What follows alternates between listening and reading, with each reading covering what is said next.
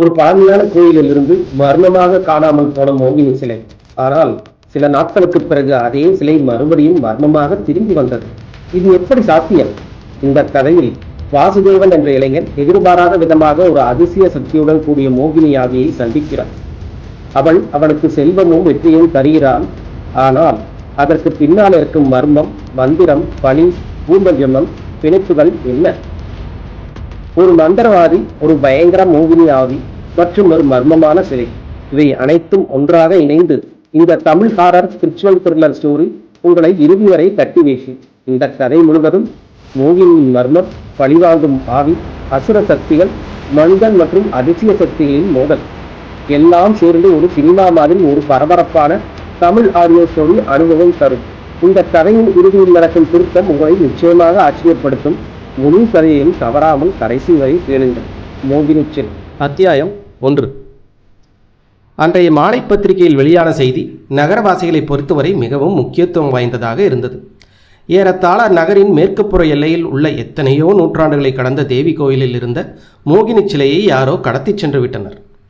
பரபரப்புக்கு காரணம் அந்த மோகினி சிலையை குறித்து பரவியிருந்த ஐதீகமான நம்பிக்கைகள்தான். முன்னர் எப்போதோ ஒரு காலத்தில் நாட்டை ஆட்சி செய்த அரச குடும்பத்தினரின் பரதேவதை தான் அந்த கோவிலில் பிரதிஷ்டை செய்யப்பட்டுள்ள தேவி. சுயம்பு வடிவான அந்த தேவி சிலையை கண்டுபிடித்து கொண்டு வந்து சேர்த்தவர் சாதாரண ஒரு குடிமகன் தான். காட்டுக்குள் சென்று கிழங்கு வகைகளை சேகரிக்க போன அந்த குடிமகனுக்கு தேவி தரிசனம் தந்தார்.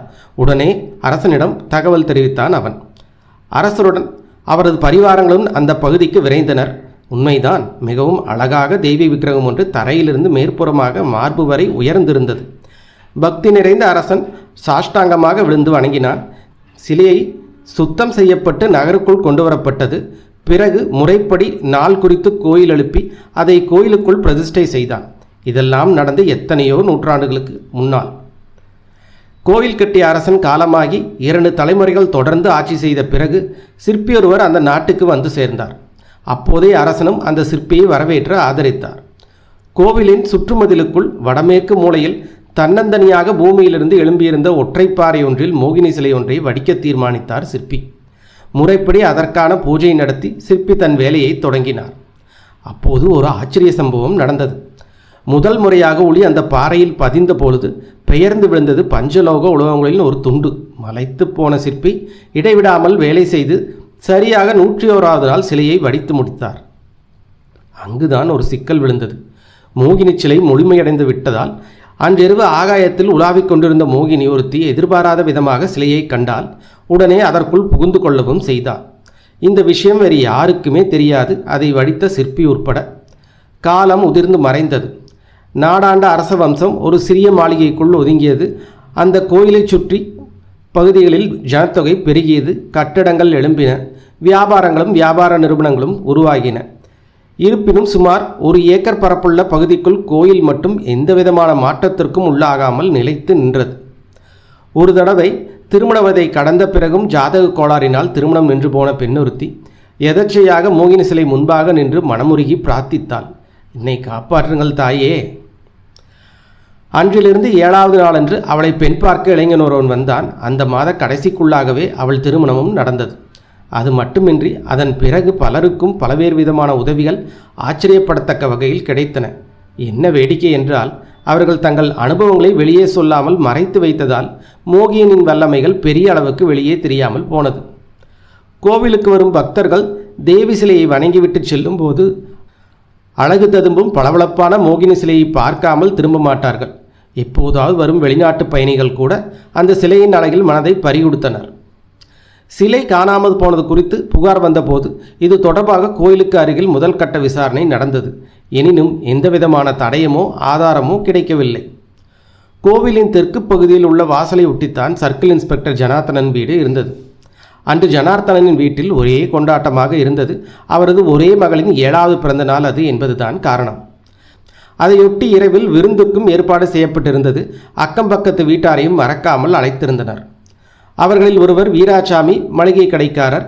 மற்றொருவர் விலையுறைந்த கார்களை மட்டுமே வாங்கி விற்கும் கார் புரோக்கரான சங்கரன்குட்டி. இந்த இருவருமே சர்க்கிள் இன்ஸ்பெக்டரின் நண்பர்களும் கூட.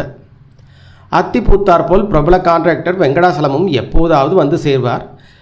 இந்த நண்பர்கள் 4 பேரும் சேர்ந்து விட்டால் பொழுது போவதற்காக ரம்மி விளையாடுவார்கள். கடைசியாக வெங்கடாச்சலமும் வந்து சேர்ந்தார். 4 கைகளும் இணைந்தன. சீட்டு விளையாட்டு கட்டு களை கட்டியது. மணி சரியாக 7:30. எல்லாம் தயாராகிடுச்சு, வாங்க வாங்க. ஜனார்தனின் மனைவி ரமணி ஜன்னல் திரையை விலக்கி அந்த அறையை எட்டி பார்த்தபடி சொன்னார். சரி, அந்த வேலையை முதல்ல முடிச்சிடலாம் என்று ஜனார்தனன் எழுந்தார். மற்றவர்களும் அவரை பின்தொடர்ந்தனர். 8 பேர் தாராளமாக உட்கார்ந்து சாப்பிடக்கூடிய டைனிங் டேபிளில் விருந்து பரிமாறப்பட்டிருந்தது. சைவ அசைவ உணவு வகைகளுடன் சில்லென்று தண்ணீரும் உடலுக்குள் வெப்பத்தை ஏற்படுத்தக்கூடிய திரவ வகைகள் உட்பட எல்லாமே சரியான கலவைப் பொருட்களுடன் காத்திருந்தன. நண்பர்கள் 4 பேருடன் மேலும் 2 அங்கு வந்து உட்கார்ந்தனர். ஆங்கில வழக்கப்படி பெரிய பர்த்டே கேக், மெழுகுவர்த்திகள் ஏற்றப்பட்டன. புத்தாடை அணிந்த கௌரி உற்சாகத்துடன் துள்ளி குதித்தாள். கேக் வெட்டி வாழ்த்துக்கள் சொல்லி மகிழ்ச்சியை பரிமாறி ஒரு வழியாக விருந்து ஆரம்பமானது. வேடிக்கையாக பேசியபடி கார் புரோக்கர் சங்கரன்குட்டி வழக்கம் போல நிமிர்ந்து உட்கார்ந்து பாட்டிலின் கழுத்தை திருகி மூடியை அப்புறப்படுத்தினார். கிளாஸ்களில் பரிமாறி சில் தண்ணீர் ஊற்றி வீரியம் குறைத்தார். அவரது கிளாஸ்கள் டேபிளிலிருந்து உயர்ந்தன. 6 குரல்கள் சியர் சொன்ன மறுவினாடி உதடுகள் உறிஞ்சத் தொடங்கின. அப்போதுதான் யாருமே எதிர்பாராத அந்த சம்பவம் நடந்தது.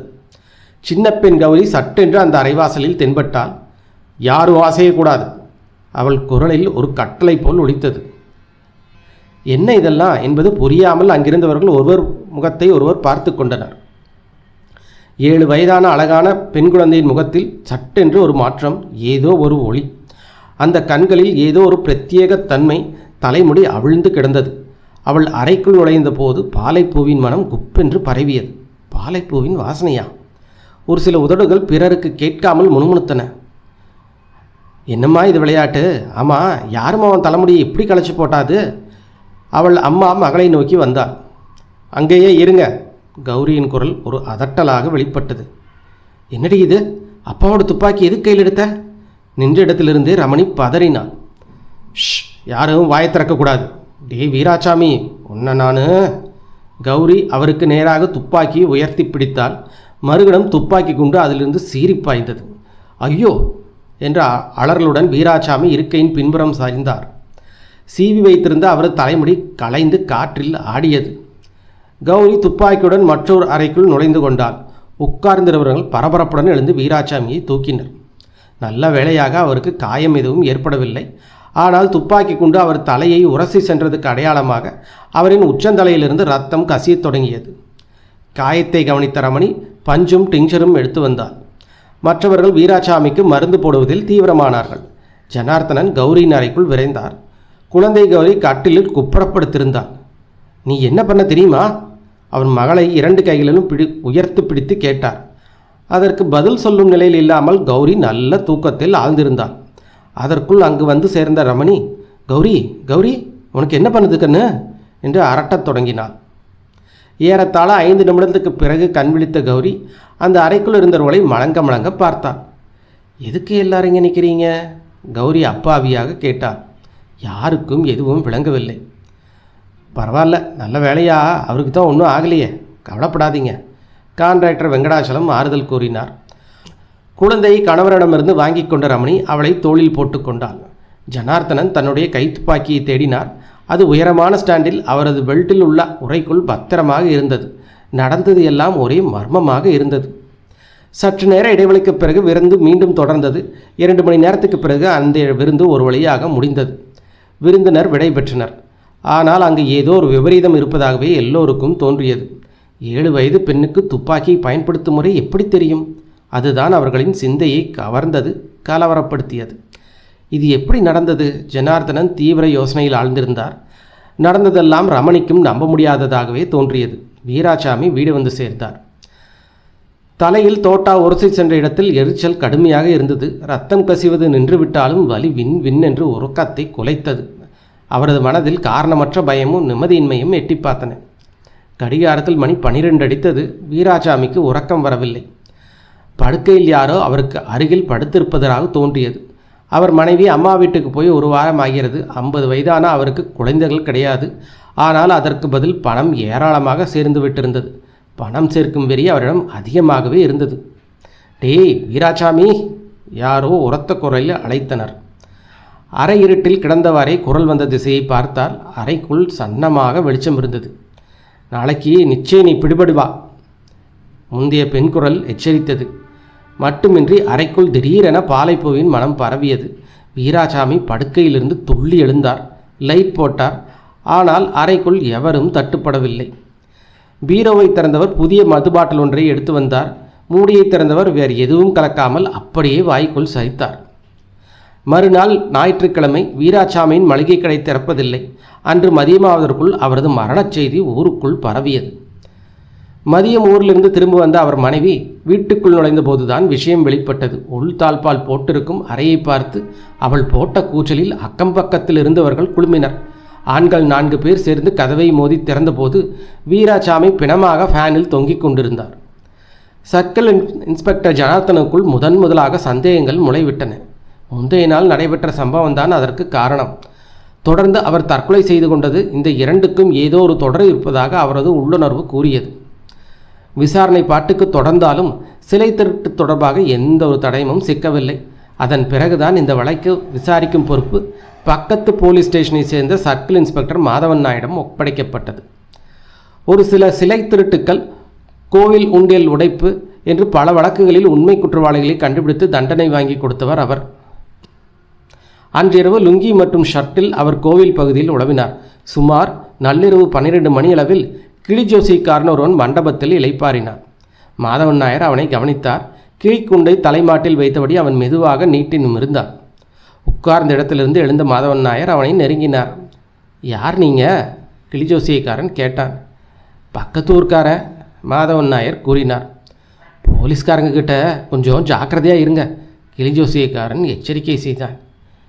ஏன், என்ன விஷயம்? மாதவன் நாயர் கேட்டார். உங்களுக்கு செய்தி தெரியாதா? இந்த கோயிலில் இருந்த ஒரு சிலை காணாமல் போயிடுச்சு. அப்போது தினமும் இங்கே வந்து படுக்கிறவங்ககிட்ட விசாரிக்கலையா? விசாரித்தாங்க. என்ன சொன்னீங்க? எனக்கு அதை பற்றி ஒன்றும் தெரியாதுன்னு சொன்னேன். உடனே விட்டுட்டாங்களா என்ன? நம்பாமல் என்னை அடித்தாங்க. நான் உடனே தடுமாறி விழுந்துட்டேன். மேற்கொண்டு தூண்டி துருவி விசாரித்தாங்க. நான் அப்பாவின்னு தெரிஞ்ச பிறகு தான் விட்டாங்க. அப்படியும் இங்கே தான் வந்து படுக்கிறீங்க. நான் திடீர்னு இடம் மாற்றிட்டேன், மேலே சந்தேகம் வரலாம் பாருங்க. அதுவும் நியாயம்தான் என்று கூறிய மாதவன் நாயர் மனதுக்குள் நினைத்து கொண்டார். இவன் கொஞ்சம் அழுத்தமான ஆளு தான். சரி, அதெல்லாம் போகட்டும். உங்களுக்கு யார் மேலேயா சந்தேகம் இருக்கா? மாதவன் நாயர் நட்பு ரீதியில் கேட்டார். நீங்கள் இப்படி கேட்டால் நான் என்ன பதில் சொல்கிறது? ஆமாம், நீங்கள் யார், போலீஸ்காரர் தானா? அதெல்லாம் இல்லை, நான் தான் சொன்னனே பக்கத்து ஊர்னு. வேலை தேடி வந்திருக்கேன். ஏதாவது கடகண்ணில் வேலை கேட்டு பார்க்கணும். ஆமாம், சிலை திருட்டு போனதில் நீங்கள் யார் மேலேயா சந்தேகப்படுறீங்களா? சந்தேகம் உண்டான்னு கேட்டால் பதில் உண்டு தான். அதை நான் வெளியே சொன்னால் என்ன உள்ளே போட்டுடுவாங்களே. அந்த சிலை காணாமல் போன அன்றைக்கி ராத்திரி நான் இந்த இடத்துல தான் படுத்திருந்தேன். அப்படியா? அப்புறம் பக்கத்தில் கடை வச்சுருக்காரே, அவர் இங்கே பார்த்தேன். எந்த கடைக்காரரு? மளிகை கடைக்காரர் தான். வேறு யார்? அவர் தான் இன்ஸ்பெக்டரோட நெருங்கின நண்பர். இன்ஸ்பெக்டரா? அது யார்? ஆச்சரியத்துடன் கேட்டார் மாதவன் நாயர். அடுத்த அத்தியாயம் கேட்பதற்கு முன்பு நண்பர்களே, இந்த மாதிரி ஒரு மணி நேர தமிழ் ஆடியோ புக் வீடியோவை உருவாக்க எனக்கு குறைந்தது 4 நாட்கள் ஆகும். கதையை தேர்வு செய்து வாசிப்பது, ஒலியை சுத்தம் செய்வது, தேவையான எல்லா படங்களையும் உருவாக்கி அனிமேஷனாக மாற்றுவது, முழு video editing, thumbnail, title, description, tags இவை அனைத்தையும் நான் ஒரே ஒரு நபராக செய்து வருகிறேன். இந்த உழைப்பை நீங்கள் மதித்து எனக்கு தொடர்ந்து ஆதரவு தர விரும்பினால் தயவு செய்து இந்த சேனலை சப்ஸ்கிரைப் பண்ணுங்கள், வீடியோவுக்கு லைக் போடுங்க, உங்கள் பாசிட்டிவ் கருத்துக்களை கமெண்ட்ஸில் சொல்லுங்கள் மற்றும் உங்கள் நண்பர்களோட ஷேர் பண்ணுங்கள். உங்கள் ஒவ்வொரு ஆதரவும் எனக்கு மிகப்பெரிய ஊக்கமாக இருக்கும். மிக்க நன்றி. வாருங்கள் அடுத்த அத்தியாயத்தை தொடருவோம். அத்தியாயம் 2. இந்த பகுதி சர்க்கிள் இன்ஸ்பெக்டரோட அக்கம் பக்கத்துக்காரங்க கூட வந்த 2 பேரும். அதனால தான் அவங்க மேலே எனக்கு சந்தேகம்னு நான் சொன்னால் என்னை பிடிச்சி உள்ளே போட்டுடுவாங்களேன்னு சொன்னேன். மாதவன் நாயருக்கு விஷயம் புரிந்தது. மறுநாள் காலையில் மாதவன் நாயர் சர்க்கிள் இன்ஸ்பெக்டரின் காதில் தகவலை போட்டு வைத்தார். அப்படியா விஷயம்? அதனால தான் கௌரி அந்த ஆளை துப்பாக்கியில் சுட்டாளா? ஜனார்த்தன் கேட்டார். அப்படி எதுக்கு ஒரு முடிச்சு போடுறீங்க? அது விடை கிடைக்காத ஒரு தனி கேள்வின்னு வச்சுக்கோங்க. நீங்கள் சொல்கிற மாதிரியும் இருக்கலாம். கௌரி அவரை துப்பாக்கியால் சுட்ட போது அவன் முகமே ஒட்டு மொத்தமாக மாறி போயிருந்தது. அதே மாதிரி சட்டுன்னு கொஞ்சம் நேரத்தில் அந்த பகுதியில் பாலைப்பூ வாசனை குப்புன்னு அடிச்சுது. அதெல்லாம் ஒரு வேளை உண்மையாக கூட இருக்கலாம், நான் மறுக்கலை. நமக்கு தெரியாத எவ்வளவோ விஷயம் இந்த உலகத்தில் இருக்கே, மாதவன் நாயர் பேசினார். அப்போ வீராசாமி வீட்டை நம்ம ஒரு தடவை சோதனை போட்டால் என்ன? ஜனார்தன் கேட்டார். கண்டிப்பாக சர்ச் பண்ணியே ஆகணும். உடனே வீராசாமியின் வீட்டுக்கு விரைந்தனர். ஒரு இடுக்கு விடாமல் சோதனை போட்டும் எந்த விதமான துப்பும் கிடைக்கவில்லை. அன்று இரவு 10 மணிக்கு பிறகு ஹோட்டல் மனோகராவில் நடந்த சம்பவம் குறிப்பிடத்தக்கது. நகரின் தெற்கு பகுதியில் ஆற்றங்கரையோரமாக உள்ள மிகப்பெரிய ஹோட்டல் தான் மனோகரா. ஹோட்டல் இடம்பெற்றிருப்பதே அழகானதொரு சுற்றுப்புற சூழலில்தான். ஹோட்டலின் முன்புறம் ஆறு.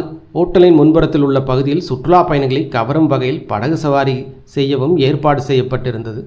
ஹோட்டலின் பின்புறத்தில் இயற்கை அழகை எடுத்துக்காட்டும் வயல்வெளிகள். இத்தகைய சூழல் வெளிநாட்டு பயணிகள் கவர்வதால் குறைந்தபட்சம் 10 வெளிநாட்டு பயணிகளாவது அங்கு தவறாமல் காணலாம். அந்த ஹோட்டலில் நிரந்தர வாடிக்கையாளர் ஒருவர் கோமஸ். அந்த பெயரின் சரியான விரிவாக்கம் பிரான்கா டி கோமஸ். கோமஸ் அந்த ஹோட்டலுக்கு வந்து தங்குவதற்கு முக்கியமான காரணம் புராதனமான இந்திய சிலைகள் தான். ஒரு அடி உயரத்துக்கு குறைவான சிலைகள் தான் அவருக்கு தேவையானவை. அவை கண்டிப்பாக உலோகத்தால் வடிவமைக்கப்பட்டிருக்க வேண்டும் என்பதும் புராதன பொருளாக இருக்க வேண்டும் என்பதும் அவருடைய கண்டிப்பான நிபந்தனைகள். அப்படிப்பட்ட சிற்பங்கள் கிடைத்தால் அதற்கான உயர்ந்தபட்ச விலையை தர அவர் தயங்குவதே இல்லை. அன்று ஹோட்டலின் பார் பகுதிக்கு வந்த கோமஸ் சற்று அளவுக்கு மீறியே மதுவருந்தினார். அதற்கு ஒரு காரணம் உண்டு. மறுநாள் மதியத்தில் அவர் அங்கிருந்து கிளம்பப் போகிறார். மட்டுமின்றி அன்றிரவு ஒரு கம்பெனியனுக்கு ஏற்பாடாகியிருந்தது. எதேச்சையாக பாரில் சந்தித்த ஒரு புரோக்கர் தான் அதையும் ஏற்பாடு செய்து கொடுத்திருந்தார். ஹோட்டலின் காரிடாரில் சற்று தொலைவில் இருந்த கோமஸ் அவளை கண்ணார பார்க்கவும் செய்தார்.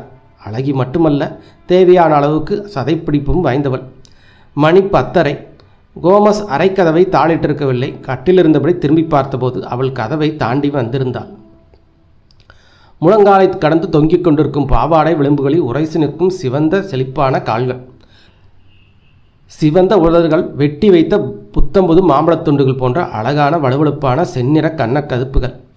எந்தவித கூச்சமும் இல்லாமல் கோமஸை நெருங்கியவள் கட்டலில் அவனை ஒட்டி உட்கார்ந்தாள். கூச்சம் என்பதே அவளுக்கு இல்லை. விளக்கை அணைக்காமலேயே அநியாயத்துக்கு அழகை கடைபரப்பத் தொடங்கினாள்.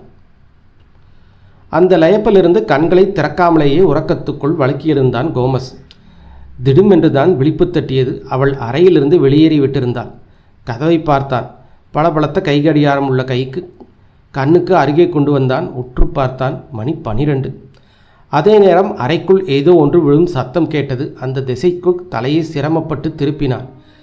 எரிந்து கொண்டிருந்த இரவின் விளக்கின் வெளிச்சத்தில் சுவர் அலமாரிக்குள் திணித்து வைக்கப்பட்டிருந்த பெட்டி அமானுஷ்யமாக தரையில் விழுந்து கிடந்தது. போனஸ் போல அதன் மூடியும் திறந்து கிடந்தது. பெட்டியின் அடுப்பகுதிக்கும் மூடிக்கும் இடைப்பட்ட இருட்டு பிரதேசத்தில் ஏதோ பளபளத்தது. 2 சிவப்பு முத்துக்கள். கோமஸ் கனவு கண்டிருப்போனைப் போல போதையுடன் ஊன்றி பார்த்தான். அது பெரிதாகி கொண்டிருந்தது. மட்டுமல்ல, மேற்புறமாகவும் உயரவும் செய்தது. அது ஒரு பெண்ணுருவம். கோமஸின் உடல் திடுக்கிட்டு நடுங்கத் தொடங்கியது. அறையின் அரண்ட நீல நிற வெளிச்சத்தில் அந்த உருவத்தை முழுமையாக பார்த்தான். 50,000 விலை கொடுத்து தான் வாங்கிய பஞ்சலோக சிலை ஆச்சரியகரமாக வளர்ந்து பெரிதாகி இருக்கிறது. உயிருள்ள பெண்ணுறுத்தி அவனுக்கு முன்னால் 2 கைகளும் நீட்டியபடி நிற்பதாக தோன்றியது. கனவு காண்கிறோமோ? கோமஸின் மனம் சுயமாக கேட்டுக்கொண்டது. கண்களை கசக்கிக் கொண்டான். அந்த உருவம் அசையத் தொடங்கியது. அவன் டீப்பாயை பார்த்தான். அதில் இன்னும் பாதியளவு விஸ்கி மீதம் இருந்தது. சட்டென்று அதை கையில் எடுத்த கோமஸ் சரியாக அதை அந்த உருவத்தின் மீது குறிபார்த்து வீசினான். சலங்கை போல் ஒளியெழுப்பிக் கொண்டு அந்த உருவத்தின் மீது மோதிய பாட்டில் உடைந்தது. சிதறல்களுடன் அறைக்குள் பரவலாக விழுந்தது. பயத்துடன் சுவர் பக்கமாக நகர்ந்த கோமஸ் அவசரமாக பெரிய விளக்கின் சுவிட்சை தட்டிவிட்டான். அதுவரை தென்பட்ட அரண்ட வெளிச்சத்துக்கு பதில் அந்த வெளிச்சம் கண்களை கூச வைப்பது போல இருந்தது. இருப்பினும் அந்த உருவத்தை தெளிவாக பார்த்தான். அவிழ்ந்து புரளும் நீண்ட கருமையான தலைமுடி, கண்களில் இரத்த சிவப்பு, உதடுகள் செஞ்சாந்தில் குளித்து வைத்தது போன்ற ஈரப்பளபளப்பில் நிற்கும் 2 கைகளின் முனையில் கூர்மையாக வளைந்து கொண்டிருக்கும் உலோகத்தான விரல்கள். மொத்தத்தில் பைசாதிகமான ஒரு தோற்றம். அந்த கைகள் எந்தவிதமான தயக்கமுமின்றி கோமஸை நோக்கி, இன்னும் சரியாக சொல்வதானால் கழுத்தை நெருக்கி கச்சிதமாக பற்றி கொண்டன. கோமஸின் கழுத்து அசைக்க முடியாத 2 கைகளுக்கு நடுவே அவனால் ஒரு சிறிய சத்தம் கூட எழுப்ப முடியவில்லை. கண்கள் துருத்தி கொண்டு வெளியே வந்துவிடுவன போல பிதுங்கின. நாக்கு வெளிப்புறமாக நீண்டது. அடுத்த ஒரு சில வினாடிகளுக்குள் கோமஸ் என்ற அந்த உடல் அசைவற்று உயிரற்று போனது. அந்த உருவம் அவனை ஒரு கையால் உயர்த்தி பிடித்து வெறுப்புடன் கட்டிலில் வீசி எறிந்தது. பிறகு பின்னோக்கி நகர்ந்து பழையபடி ஓர் அடி உயரத்துக்கு திரும்பி அந்த பெட்டிக்குள் போய் புகுந்து உட்கார்ந்து கொண்டது. பொழுது விடிந்தது. வழக்கம் போல ரூம்பாய் வாசுதேவன் பெட் காஃபியுடன் கோமஸின் அறைக்கு வந்தான். கதவை இடைவிடாமல் தட்டி பார்த்தான். திறப்பதாக இல்லை. கதவை தள்ளி பார்த்தான். அது மறுப்பு காட்டாமல் உள்வாங்கி திறந்து கொண்டது. அவன் காப்பியுடன் உள்ளே நுழைந்தான். கட்டிலை நெருங்கியவன் சட்டென்று பின்வாங்கி திரும்பினான். காரணம், கோமஸ் கட்டலில் வழக்கத்துக்கு விரோதமாக குறுக்கு வாட்டில் தாறுமாறாக விழுந்து கிடந்தான். அறைக்குள் குப்பென்ற விஸ்கி மூச்சை இழக்கும் நெடி.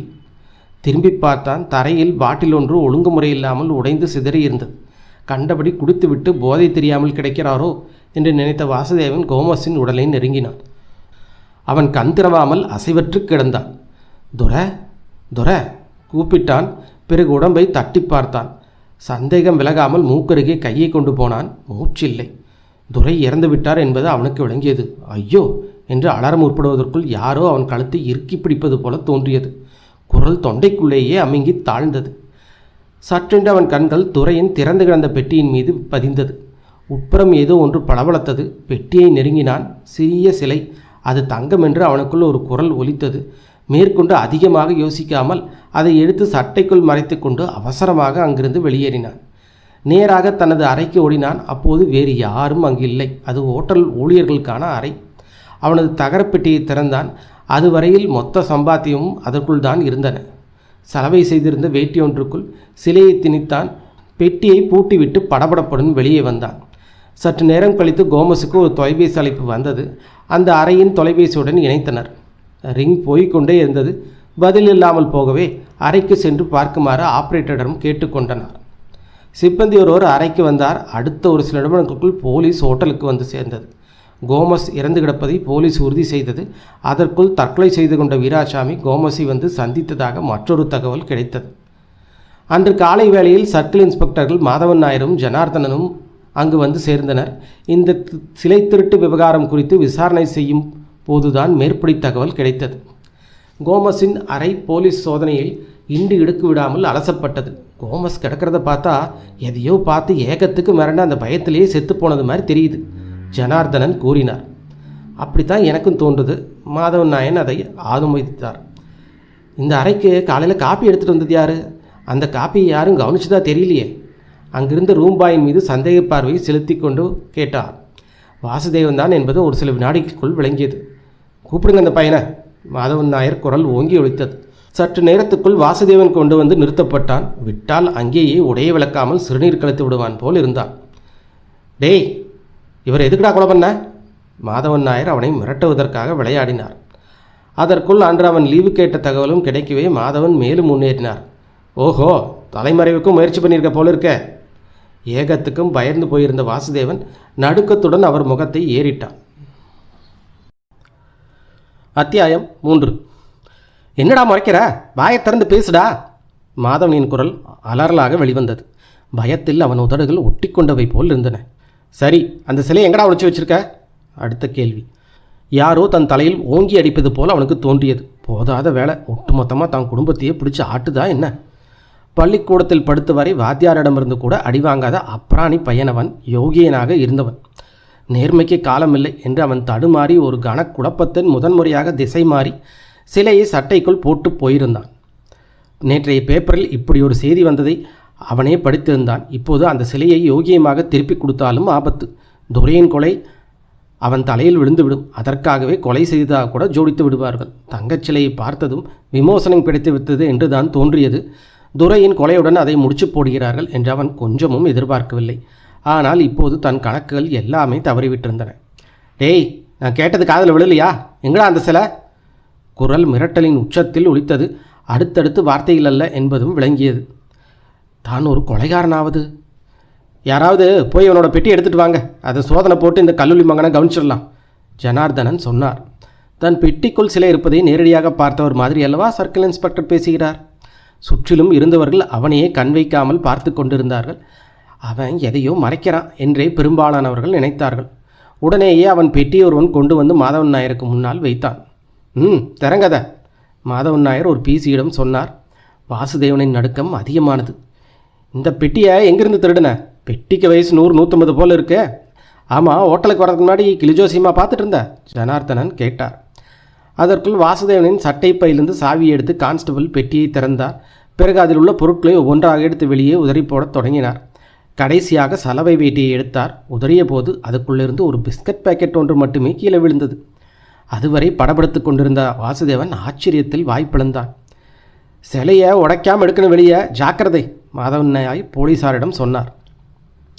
வாசுதேவன் தன் பெட்டிக்குள் பிஸ்கட்டை வைக்கவே இல்லை. ஆனால் பூட்டிய பெட்டுக்குள் பிஸ்கட், அதுவும் சிலையை வைத்திருந்த இடத்தில். வாசுதேவனின் பயம் இன்னும் குறையவில்லை.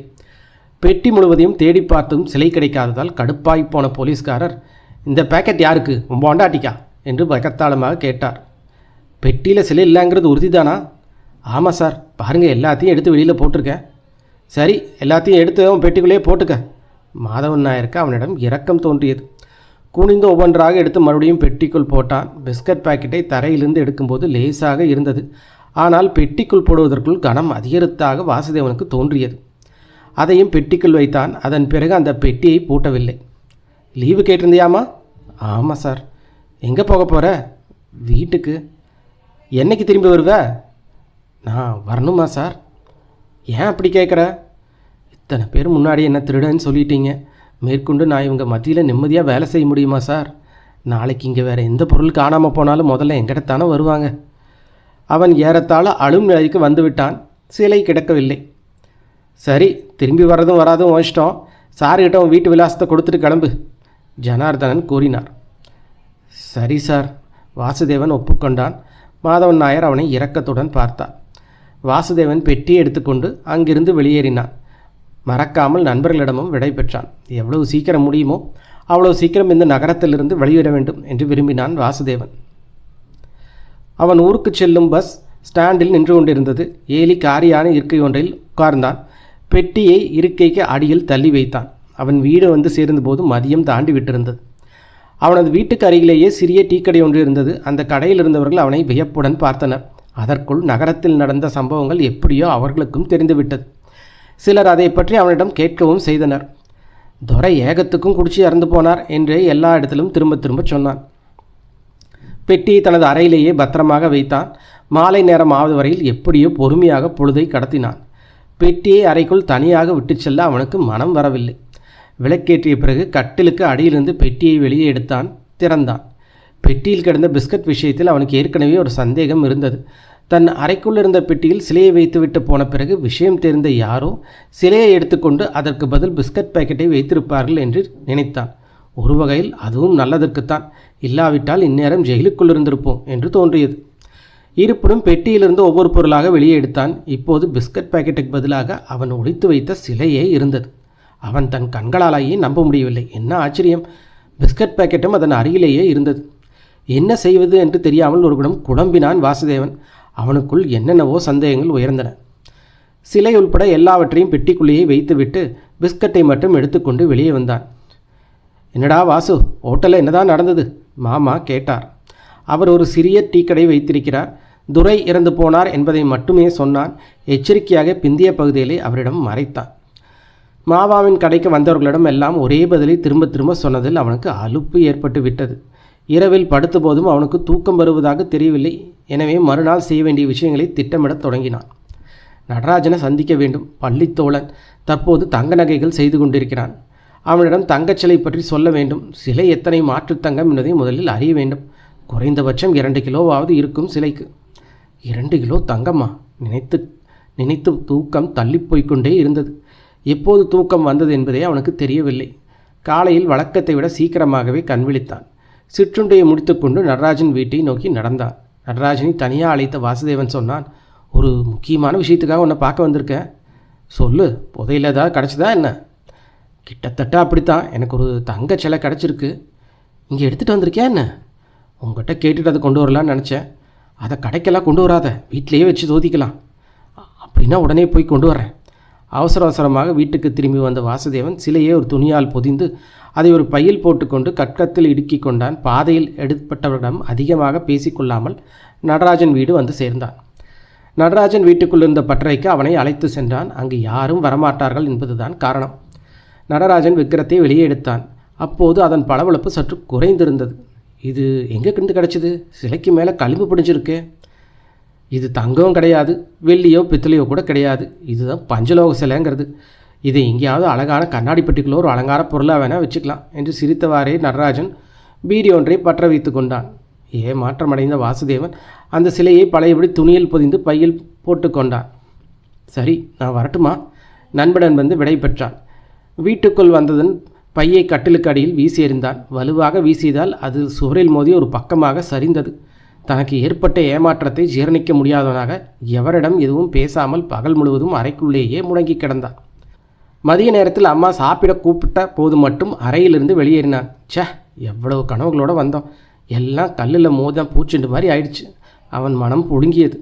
சற்று நேரம் வெளியே காலார நடந்துவிட்டு வரலாம் என்று நினைத்து அறையிலிருந்து வெளியே வந்தான். ஒரு வாரம் கழித்து மறுபடியும் டவுனுக்கு போய் வேலை தேட வேண்டியது தான். உடனடியாக போகிறது நல்லதில்லை. இப்படி எதையெல்லாமோ யோசித்தவாறே நடந்தவனுக்கு வந்து நின்ற இடம் கிராமத்து கோயிலின் முன்புறம். உண்மையில் அதை ஒரு கோயில் என்று சொல்ல முடியாது, வெறும் ஒரு மண்டபம்தான். ஏதோ ஒரு காலத்தில் அந்த நாட்டை ஆண்ட மன்னன் ஒருவன் கட்டி வைத்த மோகினி கோயில். வாசுதேவன் அந்த பகுதியை ஒரு தடவை சுற்றும் முற்றும் பார்த்தான். சிறு வயதில் அந்த கோயிலுக்கு மற்ற குழந்தைகளுடன் விளையாட வந்திருக்கிறான். சுற்றுச்சுவர் கூட இல்லாமல் ஒரு மொட்டை குன்றின் உச்சியில் இருந்தது கோயில். பீடம் இருந்த கருவறை சுமார் 5 அடிக்கு 5 அடி சதுரமாக இருந்தது. முன்புறம் கதவு இல்லை. கருவறையின் வாசலையும் சேர்த்தால் 6 படிக்கட்டுகள் இருந்தன. வாசுதேவன் கருவறைக்குள் மெல்ல எட்டி பார்த்தான். அத்தியாயம் 4. கருவறை வாசலின் நேர் முன்புறம் கல் விளக்கு ஒன்று இருந்தது. அந்த கல் முழுவதும் பாசம் பிடித்து உலர்ந்து வெடித்து செதில்கள் போல் நின்றிருந்தன. கோவிலின் பின்புறம் ஒரு மோகினி பாலை மரம். மரத்தின் மேற்புறம் பறவை விழுந்து ஒரு கூடாரம் மாறி கோயிலுக்கு நிழல் தந்து கொண்டிருந்தது. சற்று தொலைவில் இருந்து பார்த்தால் அந்த மரத்தின் கிளைகள் ஒரு பெரிய கையின் விரல்கள் போல தெரியும். அவை அப்படியே இறங்கி வந்து கருவறையை வானத்துக்கு உயர்த்த முற்படுவது போல தோன்றும். வாசுதேவன் மோகினி கோயிலின் கீழ்ப்புறப்படியில் அமர்ந்தான். அங்கிருந்து பார்த்தால் மேற்திசையில் சூரியன் மறைவது தெரியும். மேற்கு புறம் வெகு தொலைவில் இருந்த சிகப்பு நிற மேகங்கள் பல்வேறு வடிவங்களில் கோயிலை லட்சியமாக்கி கொண்டு வருவது போல விரைந்தன. மாலை நேரத்தின் செந்நிற ஒளி கருவறைக்குள் பாய்ந்து கொண்டிருந்தது. இதுவரை வாசுதேவன் அதற்குள்ளிருக்கும் சிலையை கவனிக்கவில்லை என்றே தோன்றுகிறது. படிக்கட்டுகளில் ஏறியவன் கருவறையின் உட்புறத்தை குனிந்து பார்த்தான். ஓரடி உயரமுள்ள ஒரு சிலை தன்னிடம் உள்ள சிலையைப் போல ஏறத்தாழ இருந்தது. நகரத்தில் உள்ள கோயில் ஒன்றிலிருந்து திருட்டு போன சிலைதான் தன்னிடம் உள்ளது என்பது அவனுக்கு தெரியும். அப்படியானால் தன்னிடம் உள்ளதும் ஒரு மோகினி சிலைதான். ஏதாவது ஒரு சந்தர்ப்பத்தில் அந்த சிலையை யாராவது பார்க்க நேர்ந்தால் சிலை திருட்டு மற்றும் துறையின் கொலைக்கும் தான் பொறுப்பாளியாக வேண்டியிருக்கும் என்பது உறுதியாக தெரிந்தது. எனவே முதலில் அந்த சிலையை எப்படியாவது அழித்து விட வேண்டும் என்று தீர்மானித்தான். டீ கடையில் ஆட்கள் குறைவாகத்தான் இருந்தனர். வாசுதேவா, கொஞ்ச நேரம் கடையை பார்த்துக்க, நான் வெளியே போயிட்டு வர்றேன் என்ற மாமா பையொன்றை மடக்கி கையில் எடுத்துக்கொண்டு போனார். ஒரு டீ போடு தம்பி, கடைக்குள் நுழைந்த லாட்டரி சீட்டு விற்கும் கோவிந்தன் சொன்னார். அவரை பார்த்ததும் வாசுதேவன் அதுவரை நடந்ததை எல்லாம் மறந்தான். கோவிந்தனை மட்டுமல்ல, லாட்டரி சீட்டு விற்கும் யாரை பார்த்தாலும் வாசுதேவனுக்கு மகிழ்ச்சி ஏற்பட்டுவிடும். பல வண்ணங்களிலும் பல்வேறு அளவுகளிலும் வெளியாகும் லாட்டரி சீட்டுகள் அவனுக்கு மிகவும் பிடிக்கும். கிட்டத்தட்ட லாட்டரி பைத்தியம் என்றே சொல்லலாம். பெரிய அளவில் 10 லட்சம் என்று அச்சிடப்பட்டிருப்பது அவனை கற்பனைக்குள் அமிழ்த்துவிடும். பழைய காரணவர், அதாவது தாய்மாமன்கள் நிர்வகித்து வந்த அம்மாவின் பரம்பரை வீடு எப்படிப்பட்டது! கொல்லம்பிள்ளை வீடு என்று அந்த காலத்தில் அவ்வளவு புகழ் பெற்றது. அந்த வீட்டு பெண்களை நம்பூதிரிகளுக்கு மட்டுமே திருமணம் செய்து கொடுப்பார்கள். அதை தவிர ராஜகுடும்பங்களுக்கு கூட பெண் தரமாட்டார்கள். பரம்பரை வீடு, அதற்கு சுற்றும் உள்ள நிலப்பகுதி, மாளிகை மற்றும் சவுக்கைகள் கொண்ட கொல்லம்பிள்ளை தரவாடு, அதாவது பாரம்பரிய வீடு. ஆனால் இப்போது அதன் சொந்தக்காரர்கள் ஒரு காலத்தில் திருட்டு மற்றும் வழிபறியை தொழிலாக கொண்டிருந்த கேளு பணிக்கரின் வாரிசுகள். இப்போது அவர் லட்சாதிபதி, பெரிய கான்ட்ராக்டர். கள்ளச்சாராயம் காட்சி விற்பதுதான் முக்கிய தொழில். கள்ள நோட்டு கூட அச்சடிக்கிறார் என்று ஊரில் பேச்சு உண்டு. இதற்கெல்லாம் கொல்லம்பிள்ளை வீடுதான் கேந்திரமாக இருக்கிறது. அவரிடம் ஒரு குண்டர் படையே இருக்கிறது. அவரை எதிர்க்கும் எவனுமே மறுநாள் சூரியோதயத்தை பார்க்க முடியாது. கொல்லம்பிள்ளை வீட்டை மீட்க வேண்டும் என்பது வாசுதேவனின் கனவு. அதற்காகவே லாட்டரி சீட்டு வாங்குவான். அப்பொழுதெல்லாம் அவன் கனவுகளுக்கு சிறகுகள் முளைக்கும். என்ன வாசுதேவா, வழக்கம் போல கனவா? கோவிந்தன் கேட்டார்.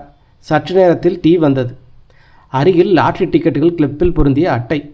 முதல் பரிசு 1 கோடி, கூடவே ஒரு மாருதி எஸ்டீம் கார். காரின் ஃபோட்டோவும் இருந்தது.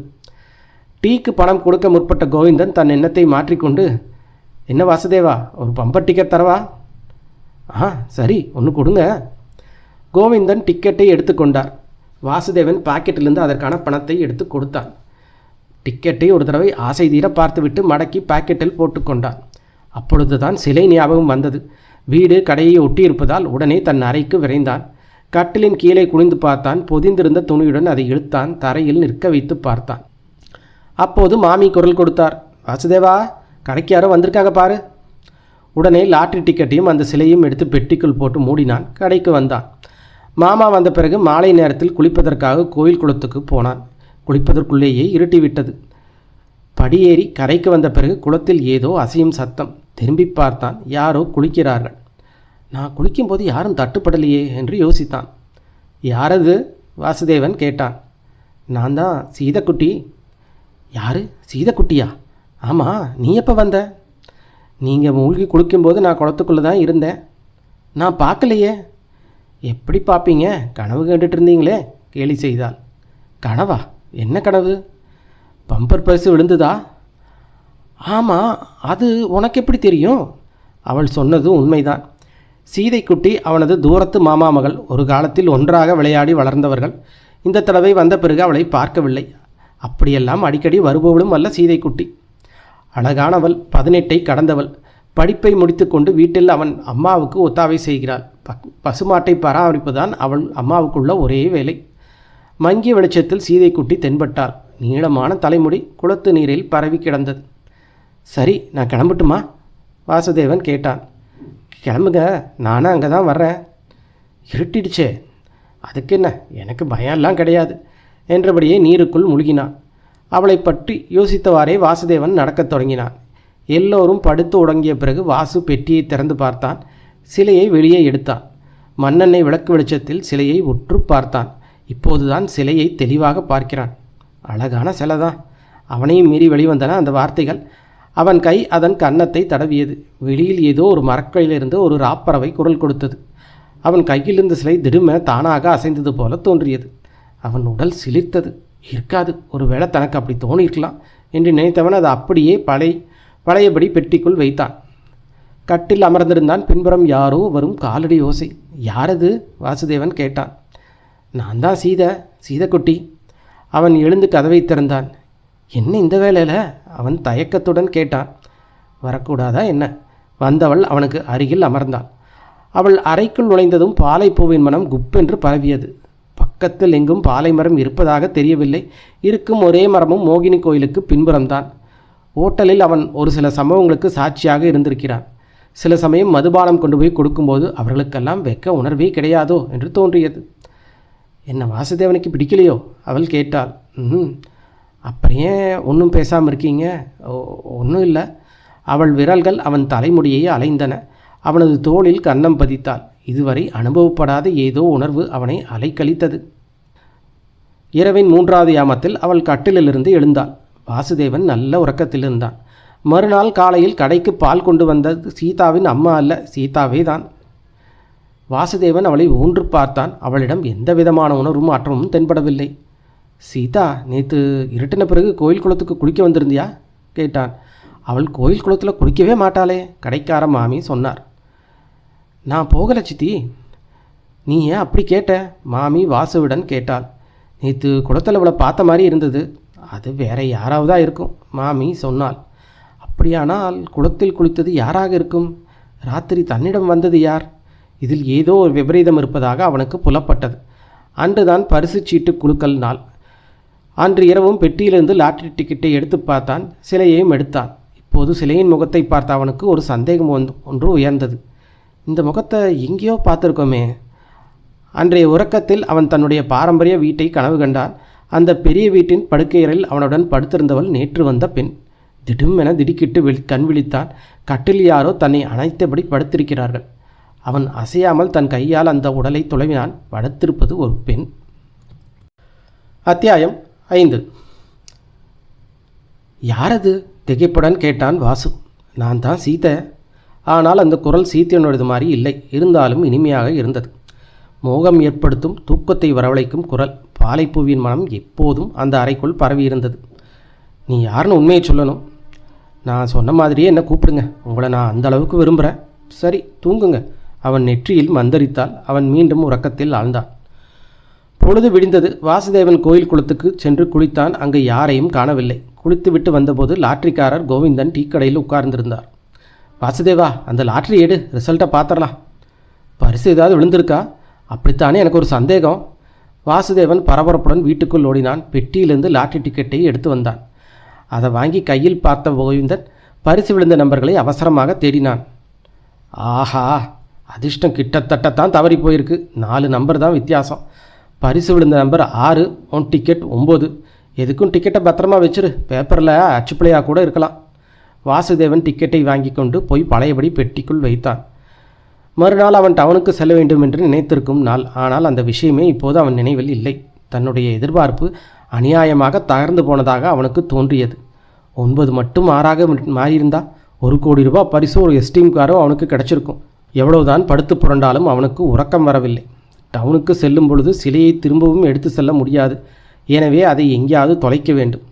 ஒரு தடவை தப்பித்து விட்டோம், எல்லா தடவையும் சோதனைகளிலிருந்து தப்ப முடியும் என்று சொல்ல முடியாது. அப்போது எதிர்பாராமல் மோகினி கோயில் அவனுக்கு ஞாபகம் வந்தது. நல்ல யோசனை, அதுக்குள்ளே இந்த சிலையையும் மறைச்சி வைப்போம். அந்த பக்கம் யாரும் அவ்வளவா போக மாட்டாங்க. நள்ளிரவு ஆனதும் வாசுதேவன் படுக்கையிலிருந்து எழுந்தான். பெட்டியை திறந்து சிலையை வெளியே எடுத்தான். வெளியே நல்ல நிலா வெளிச்சம். ஒற்றையடி பாதை வழியாக கோயிலுக்கு நோக்கி நடந்தான். குன்றின் உச்சிப்பகுதியை அடைந்ததும் திரும்பி பார்த்தான். எவரும் தன்னை பின்தொடர்ந்து வரவில்லை என்பது உறுதியானதும் சிலையை வெளியே எடுத்து வைத்தான். சுற்றிலும் கனமான அமைதி நிலவியது. கருவறை வாசலை அடைந்து உட்புறமாக கையை நீட்டினான். விக்கிரகம் தட்டுப்படவில்லை. உள்ளே நுழைந்தான். பழைய சிலையின் அருகிலேயே தான் கொண்டு வந்த சிலையும் வைத்தான். அப்பொழுது மேற்புறம் வளர்ந்திருந்த பாலை மரத்தின் இலைகள் முணுமுணுப்பது போல அசைந்தன. ஒரு பெரிய பாரத்தை இறக்கி வைத்தது போல் அவன் படிகளில் இறங்கத் தொடங்கினான். 3 படிகள் கடந்தபோது ஒரு குரல் கேட்டது. என்ன, கிளம்பிட்டீங்களா? மனதை சுண்டியலுக்கும் கவர்ச்சியான குரல் ஏமாற்றத்துடன் கேட்டது. அதுவும் பின்புறத்திலிருந்து. சற்றென்று தலையை உயர்த்தினான். கோயிலுக்கு முன்னால் யாரோ நின்று கொண்டிருந்தனர். யார் நீங்க? வாசு கேட்டான். சீதை. என்ன, அதுக்குள்ளே மறந்துட்டீங்களா? லாட்ரி நம்பரை வேணும்னு தான் தலைகீழாக தெரிய வச்சேன். மற்றவங்க யாருக்கும் தெரிய வேண்டாமேன்னு தான். கடந்த 2 நாட்களாக தன்னுடன் பேசுபவளின் குரல்தான் அது என்று அடையாளம் தெரிந்தது. உண்மையில் வாசுதேவன் பயந்தே போனான். குறிப்பாக அந்த சுற்றுச்சூழலில். 2 நாட்கள் தன்னிடமிருந்து இன்பம் துய்த்தாகிவிட்டது. மேற்கொண்டு ரத்தம் குடிக்கும் தருணத்தை எதிர்பார்த்திருக்கிறாளோ என்னவோ. அப்படித்தான் இருக்கணும். அவன் நடையின் வேகத்தை அதிகப்படுத்தினான். இல்லை, ஓடினான் என்றே சொல்லலாம். வீட்டுக்கு வந்து சேர்ந்த பிறகுதான் அவன் மூச்சு சீரடைந்தது. மறுநாள் காலையில் டவுனுக்கு புறப்பட தயாரானான்.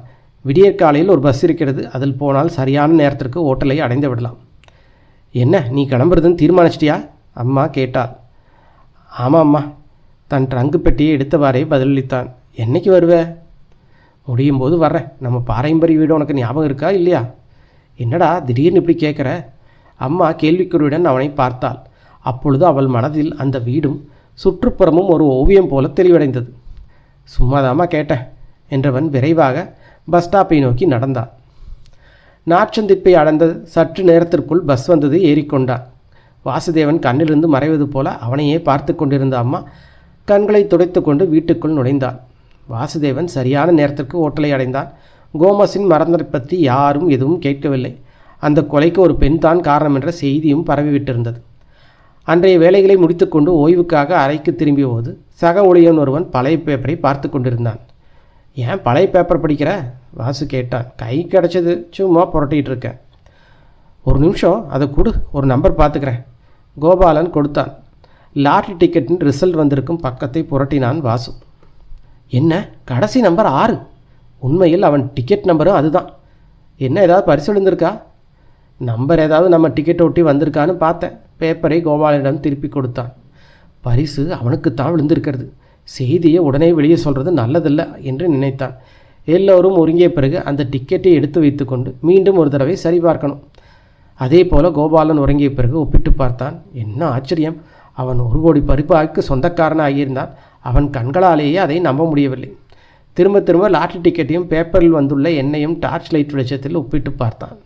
சந்தேகமே இல்லை, அவனுக்கு பிறகு அவனுடைய உறக்கத்தை வரவழைக்கல. பரிசு விழுந்த டிக்கெட்டை எப்போதையாவது பேங்கில் ஒப்படைக்க வேண்டும், அதை பற்றியே யோசித்தான். ஒரு வழியாக பொழுது விடிந்தது. அதற்குள் அவனுக்கு ஒரு திட்டம் உருவாகியிருந்தது. அதன்படி உடம்பு சரியில்லை என்று போர்த்தி கொண்டு படுத்தான். கோபாலன் அறையிலிருந்து வெளியேறியதும் டிக்கெட்டை அவசரமாக எடுத்து அதன் பின்புறம் பெயர் விலாசம் எழுதி கையெழுத்திட்டான். மணி 10 போது குளித்தான். பிறகு டாக்டரை பார்க்க போவதாக சொல்லி அங்கிருந்து வெளியேறினான்.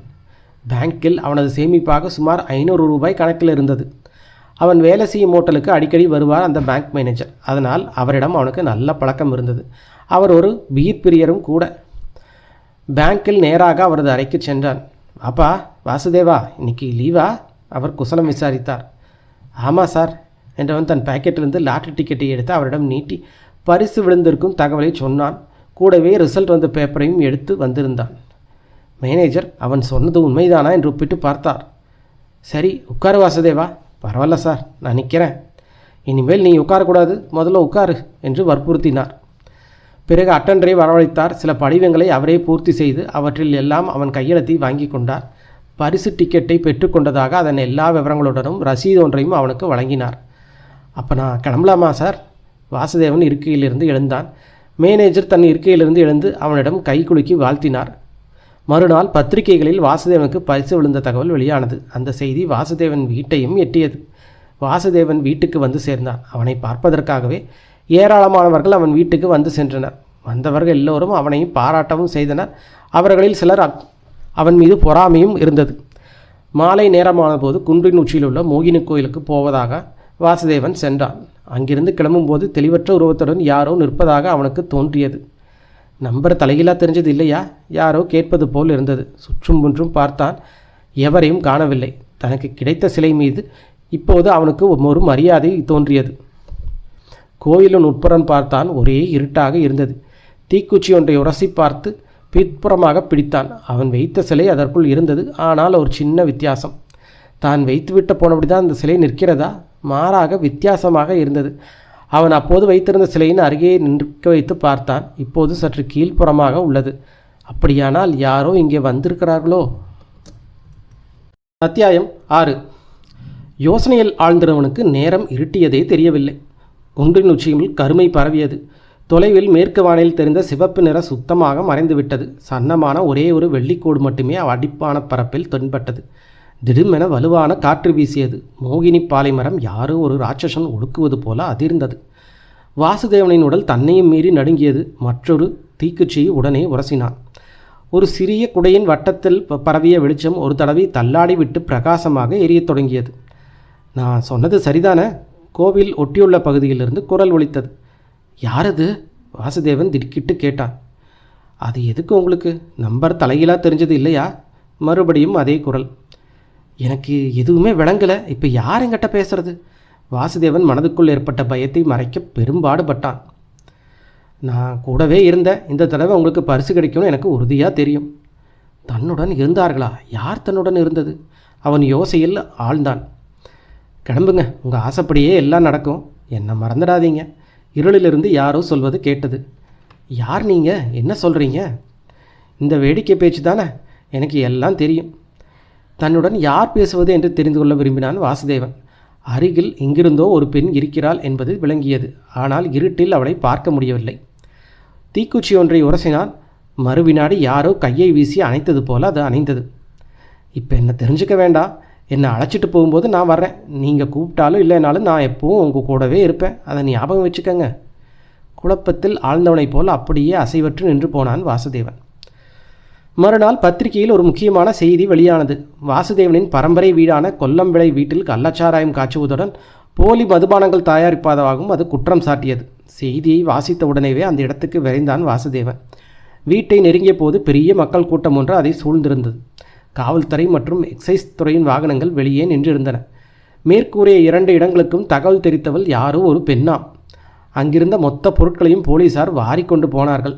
ஆனால் அதன் உரிமையாளர்கள் எவரும் அந்த பகுதியிலேயே தட்டுப்படவில்லை. தற்சமயம் அந்த சொத்துக்களின் உரிமையாளர் ராமநாதன் என்று தெரிய வந்தது. ஆனால் அவரிடமும் அந்த கட்டிடம் மற்றும் நிலப்பகுதிக்குரிய பத்திரங்களோ தஸ்தாவேஜுகளோ கிடையாது. அன்று இரவு வாசுதேவன் தன் அறையில் படுத்திருந்தான். மேற்கொண்டு டவுனில் உள்ள ஹோட்டலுக்கு வேலைக்கு போக வேண்டாம் என்று தீர்மானித்திருந்தான். அதுக்குள்ளே தூங்கிட்டீங்களா என்ன என்றது அதே பெண் குரல். இல்லை, யாரது? அவன் திடுமென கேட்டான். நான் தான். கூடவே அறைக்குள் பாலைப்பூவின் நறுமணம். இது அவளேதான். கடந்த சில தினங்களில் தன்னுடன் தங்கியவள். அவனுக்கு அருகில் வந்தாள். இன்னும் நான் உங்ககிட்ட என்னை பற்றி சொல்லலைல்லவா? அவள் அவனை ஒட்டிப்படுத்தாள். சீதக்குட்டின்னு சொன்னதான் ஞாபகம். அது நான் சும்மா சொல்லி வைத்த பேர். என்னோட உண்மையான பேர் வசந்த சேனை. நீங்கள் என்னை வசந்தானே கூப்பிடலாம் என்றால் கூறினாள்.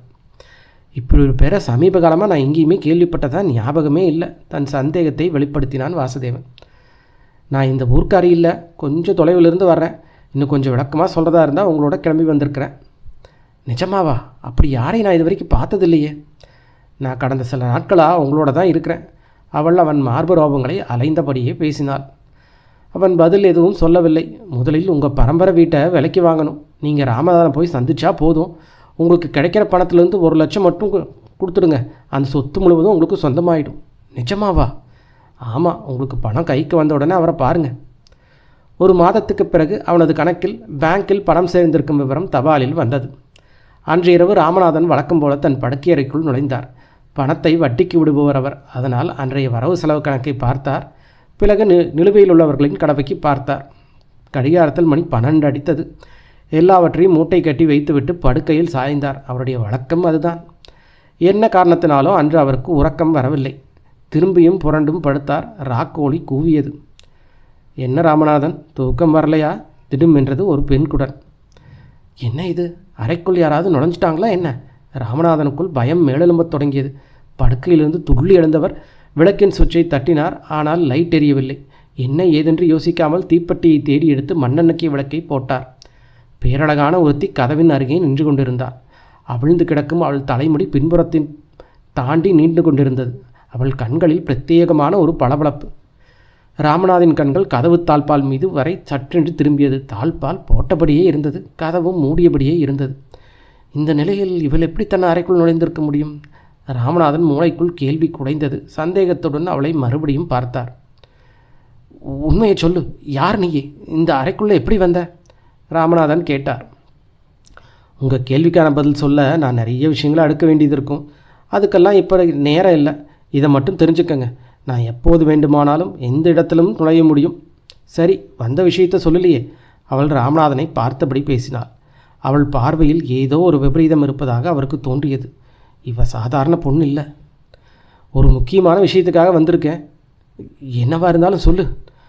அவள் ராமநாதனை நெருங்கினாள். ராமநாதன் பார்த்து கொண்டிருக்கும் போதே அந்த உருவம் மேற்புறமாக உயர்ந்து வளரத் தொடங்கியது. இன்னும் சற்று நேரத்தில் அவள் தலை மேற்புறமச்சில் இடித்துவிடும். என்ன இது? நான் காண்பது ஒரு மனித உருவம்தானா? அவருக்குள் பயம் உயரத் தொடங்கியது. தற்போது உங்களுக்கு சொந்தமாக உள்ள கொல்லம் விலை இல்லத்தை என்ன விலை கொடுத்தால் விற்பீர்கள்? அவள் குரல் நிதானமாக ஒலித்தது. 5 லட்ச ரூபா மதிப்பதுக்கு. அது நியாயமான முறையில் வியாபாரம் நடந்திருந்தால். ஆனால் அது நீங்கள் மோசடி செஞ்சு கைப்பற்றியதாயிற்றே. அதுவும் வெறும் 1000 ரூபாய் கொடுத்து உதவியது. தெளிவாக சொன்னால் நோயாளியான குடும்பத் தலைவருக்கு கொடுத்த பணம். அதிலும் வட்டியை பிடிச்சிட்டு கொடுத்தீங்க. என்ன, நான் சொல்கிற கணக்கு சரிதானே? அதை கேட்ட ராமநாதன் நடுங்கினார். பக்கத்தில் சாட்சியாக இருப்பது போல எவ்வளவு துல்லியமான கணக்கு. சரியான தொகை 957 ரூபாய். என்ன பதிலை காணோம்? ஆமாம், உண்மைதான், சரிதான். அதனால் 50,000 ரூபா வாங்கிட்டு அந்த வீட்டை வாசுதேவனுக்கு விற்கிறீங்க. வேறு யாருக்காவது கொடுத்தா 5 லட்சம் கிடைக்குமே. ராமநாதன் தயங்கினார். உங்களுக்கு 50,000 கிடைக்கட்டும்னு நான் நினச்சேன். முடியாது, இதுக்கு நான் ஒத்துக்க மாட்டேன். நீங்கள் வாசுதேவனுக்கு நான் சொல்கிறபடி விற்கிறீங்க. என்ன பயமுறுத்துறியா? எனக்கும் இதெல்லாம் தெரியும். ராமநாதன் மந்திர வேலைகளில் ஈடுபாடு கொண்டவர். அருகில் இருந்த மேஜையின் ராயரை திறந்து கருப்பு நிற சரடு ஒன்றை கையில் எடுத்தார். அதை உதட்டுக்கு அருகே கொண்டு சென்று மந்திரித்தார். ஓம் பத்ரகாளி ஸ்வாகா ஸ்வாகா மந்திரித்தவாறே அதை அவள் மீது எறிந்தார். அவர் ஜபித்த அதே மந்திரத்தையே வசந்த சேனையும் மந்திரித்தாள். அதனால் அவர் எறிந்த சரடு சரியாக இருவருக்கும் இடையே வந்து விழுந்தது. கண் மூடி திறப்பதற்குள் அந்த சரடிலிருந்து வெண்மையான புகை உயரத் தொடங்கியது. ஓரிரு வினாடிகளுக்குள் அது முற்றிலும் எரிந்து சாம்பலானது. வசந்த சேனை உதடுகள் வேறொரு மந்திரத்தை உச்சரிக்கத் தொடங்கின. ராமநாதன் உடலை யாரோ கயிற்றில் கட்டி இருக்குவது போல அவருக்கு தோன்றியது. அவர் கண்கள் பிதுங்கி கீழே விழுவது போல துருத்தி கொண்டு வந்தன. இப்போ என்ன சொல்கிறீங்க? நான் யாருன்னு புரிஞ்சுதா? நான் சொன்னபடி நடந்துக்கிறீங்க. நாளைக்கு வாசுதேவன் வருவார். அதற்கு ராமநாதன் பதில் எதுவும் சொல்லவில்லை. தலை குனிந்தவாறு நின்று கொண்டிருந்தார். வசந்த சேனை சொன்னது போல் மறுநாள் வாசுதேவன் 50,000 ரூபாயுடன் வந்து சேர்ந்தான். உனக்காக என்கிட்ட வாதாடின அந்த பிசாசு யாரு? ராமநாதன் கேட்டார். பிசாசா? வாசுதேவன் திருப்பி கேட்டான். ஆமாம், ஒரு மோகினி. எனக்கு எந்த பிசாசையும் மோகினியும் தெரியாது. இந்தாங்க பணம், இதில் 50,000 இருக்குது. உங்கள்கிட்ட ஏதாவது பத்திரம் இருந்தால் அதை திருப்பி தாருங்க என்று வாசுதேவன் கேட்டுக்கொண்டான். ராமநாதன் வீட்டுக்குள் போனார். திரும்பி வரும்போது அவரிடம் ஒரு உரை இருந்தது. இந்தா, அவனிடம் கொடுத்தார். உரையை நீங்களே பிரிங்களே. உரையை பிரித்த ராமநாதன் அதற்குள்ளிருந்த ஒரு காகிதத்தை எடுத்தார். மறு வினாடி அந்த காகிதத்தின் ஒரு மூலையில் தீக்குழுந்து விட்டு எரியத் தொடங்கியது. வெப்பம் தாங்காமல் ராமநாதன் சட்டென்று கீழே போட்டார். அத்தியாயம் 7. இருவரது கண்களும் முன்பாகவே அந்த காகிதம் எரிந்து சாம்பலானது. என்ன செய்வது என்று புரியாமல் பரிதாபமாக வாசுதேவனையே பார்த்தார் ராமநாதன். பரவாயில்ல, பயப்படாதீங்க, ஆதாரம் எதுவும் இல்லைனாலும் நான் சொன்னபடி பணத்தை கொடுக்குறேன். வாசுதேவன் நோட்டுக்கட்டை அவருக்கு முன்னால் வைத்தான். ராமநாதன் நோட்டுக்கட்டை கையில் எடுத்து பார்த்தார். திருப்தி அடைந்தார். சரி, உன் விருப்பம் போலையே நடக்கட்டும் என்று சொல்லிவிட்டு வீட்டுக்குள் போனவர் ஒரு சாவிக்கத்தை எடுத்துக்கொண்டு வந்து அவன் கையில் கொடுத்தார். அதை பெற்றுக்கொண்ட வாசுதேவன் மகிழ்ச்சியுடன் வீட்டை அடைந்தான். அம்மாவிடம் சாவியை ஒப்படைத்தான். சாவிக்கொத்தை பார்த்து அவர் அசந்தே போனார். அவர் கனவில் கூட நினைக்காத ஒரு விஷயம் நடந்திருக்கிறது. மறுநாள் 2 வேலையாட்களை ஏற்பாடு செய்து வீட்டின் உள்ளேயும் வெளியேயும் சுத்தம் செய்ய வைத்தான். 3வது நாளன்று அந்த வீட்டில் குடியேறவும் செய்தான். செய்தியை அறிந்த கிராம மக்கள் ஒட்டுமொத்தமாக மூக்கில் விரல் வைத்தனர். சற்றென்று அவர்களால் இதை நம்பி ஒப்புக்கொள்ளவும் முடியவில்லை. அப்படிப்பட்ட ஒரு அதிர்ஷ்டம் இது. அவர்கள் அந்த வீட்டுக்கு குடிவந்த இரவு வாசுதேவன் தென்புற அறையில் படுத்து கொண்டிருந்தான். நள்ளிரவான பொழுது அவள் வந்தாள். நீங்கள் இன்னும் ஒரு காரியத்தை செய்யணும். அவள் அவன் காதில் மந்தரித்தாள். என்ன செய்யணும் சொல்லு. சவுக்கைக்கு தென்புறம் வளர்ந்துருக்கிற எட்டி மரத்தோட அடியில் மண்டபம் ஒன்றை கட்டணும். பொருத்தமான ஒருத்தராக அதுக்காக தேடணும். அதுக்கு என்ன, செஞ்சுட்டா போகுது. ஒரு வகையாக அலைந்து திரிந்து கல்லில் சிற்பம் வடிக்கும் தேர்ந்த சிற்பி ஒருவரை அழைத்து வந்தான். சிற்பியின் ஆலோசனைப்படி சற்று தொலைவில் காட்டுக்குள் விக்கிரகங்கள் எதுவும் இல்லாத ஒரு கோயிலின் சிறிய மண்டபம் ஒன்றை கல்லாக கவனமாக பெயர்த்தெடுத்து லாரி ஒன்றில் கொண்டு வந்தனர். மண்டப விஷயத்தில் நல்ல வேளையாக யாரும் எந்த பிரச்சனையும் செய்யவில்லை. எட்டி மரத்தின் கீழ் சிறிய மண்டபம் பழையபடி உருவம் பெற்றது. அன்றைக்கும் அவள் வழக்கம் போல நள்ளிரவில் வந்து சேர்ந்தாள்.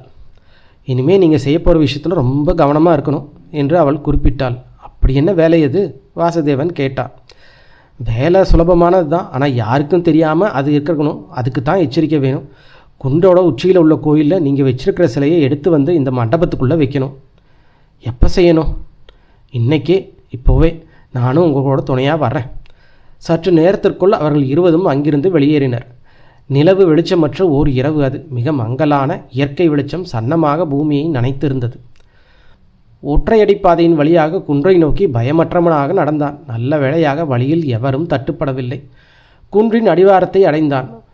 ஒழுங்கு வரிசையற்று கிடந்த காற்படிகளில் மிதித்து குன்றின் மேற்பரப்பை அடைந்தான். மோகினிப்பாலை மரத்தின் நிழல் அந்த மண்டபத்தை மேலும் இருட்டாக்கி இருந்தது. நடுங்கும் கால்களுடன் வாசுதேவன் மண்டபத்தை நெருங்கினான். அதன் உட்பகுதியில் இருப்பது எதுவும் அவன் கண்களுக்கு தட்டுப்படவில்லை. தீப்பெட்டியை எடுத்து ஒரு தீக்குச்சியை உரசினான். இப்பொழுது மோகினி சிலை பீடத்தின் மேற்புறத்தில் இருந்தது. வாசுதேவன் சிலையை கையில் எடுத்தவுடன் எச்சரிக்கையுடன் சுற்றுமுற்றும் பார்த்தவனாக படிக்கட்டுகளில் கீழே நோக்கி இறங்கத் தொடங்கினான். சற்று தொலைவில் நடந்தபோது எதிரில் யாரோ வருவது தோன்றியது. அருகே நெருங்கிய போதுதான் ஆள் அடையாளம் என்று தெரிந்தது. லாட்ரி டிக்கெட் விற்கும் கோவிந்தன் தான் அது. யாருப்பா அது? கோவிந்தன் கேட்டார். நான் தான் வாசுதேவன். அவன் குரலில் பயம் தெரிந்தது. நிஜமாவா? என்ன இந்த நேரத்தில்? எங்கே போயிட்டு வர்ற? தூக்கம் வரல, கொஞ்ச நேரம் தான் காலார நடக்கலாமேன்னு வந்தேன். நல்ல வேடிக்கை தான். ராத்திரியிலேயாவது காற்று வாங்கிறதாவது. ஆமாம், அது என்ன கையில்? பாவி பார்த்து விட்டான். கேட்கிறான். அது ஒன்றும் இல்லை. வாசுதேவன் கையில் இருந்த காகித பொட்டலத்தை முதுகுப்புறமாக மறைத்தான். ஆனால் கோவிந்தன் வாசுதேவனிடம் உள்ள பொட்டலத்தை எட்டி பிடித்தான். உள்ளே இருப்பது நோட்டுக்கட்டுகளோ என்னவோ.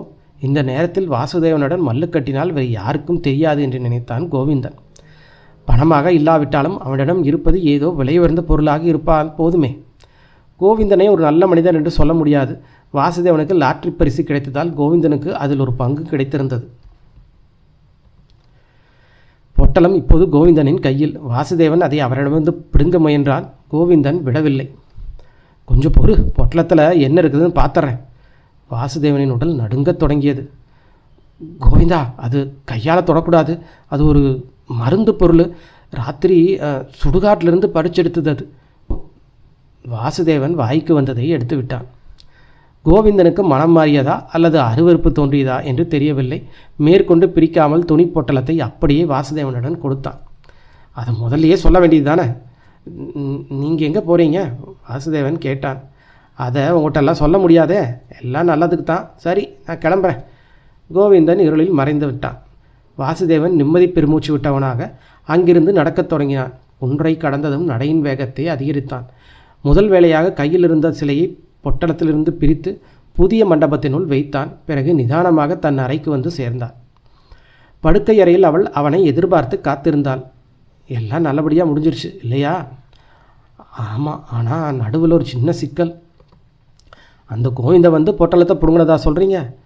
ஆமாம், அது எப்படி உனக்கு தெரியும்? அது ஒரு ரகசியம் என்றவள் குறும்பாக சிரித்தாள். ஆச்சரியமாக இருக்கு. இதில் என்ன ஆச்சரியம் இருக்குது? நேரம் வரும்போது புரியும். இப்போது இதெல்லாம் சாதாரணம்னு இன்னும் தோணும். சரி, முக்கியமாக இன்னொரு விஷயம், இதை பற்றி வேறு யாருக்கிட்டையும் மூச்சுடக்கூடாது. உங்கள் அம்மாகிட்ட கூட தான். இல்லை, சொல்ல மாட்டேன். நாட்கள் 2 நகர்ந்தன. வாசுதேவனை தேடி கல்யாண யோகம் வந்து சேர்ந்தது. பெண் வீட்டார் வடதிசைக்காரர்கள், பணக்கார குடும்பம், பெண்ணுக்கு தேவையான வசதிகளையும் செய்து தருவதாக தரகர் தகவல் சொல்லிவிட்டு போனார். வழக்கம் போல் அவள் வந்தால் வாசுதேவன் அவளிடம் தகவல் சொன்னான். அவள் சற்று நேரம் மௌனமாக யோசனையால்தான் பிறகு சொன்னாள். அந்த பொண்ணு உங்களுக்கு வேண்டாம். உங்களிடமே இப்போதுக்கு தேவைக்கு அளவுக்கு பணம் இருக்குதே. சமயம் வரும்போது நானே சொல்கிறேன். இப்படி சொல்கிறதுனால என் மேலே உங்களுக்கு கோபம் இல்லையே. உன் மீது எனக்கு எப்போதுமே கோபம் ஏற்படாது. உன் சொல்ல எதுக்காகவும் மீறமாட்டேன். அது போதும் எனக்கு. ராமநாதன் வாசுதேவனை கண்காணிக்க ஏற்பாடு செய்திருந்தார். லாட்டரியில் பரிசு விழுந்த பிறகு வாசுதேவன் ஏற்பட்ட விரைவான வளர்ச்சி அவருக்கு ஒருவித எரிச்சலை ஏற்படுத்தியிருந்தது.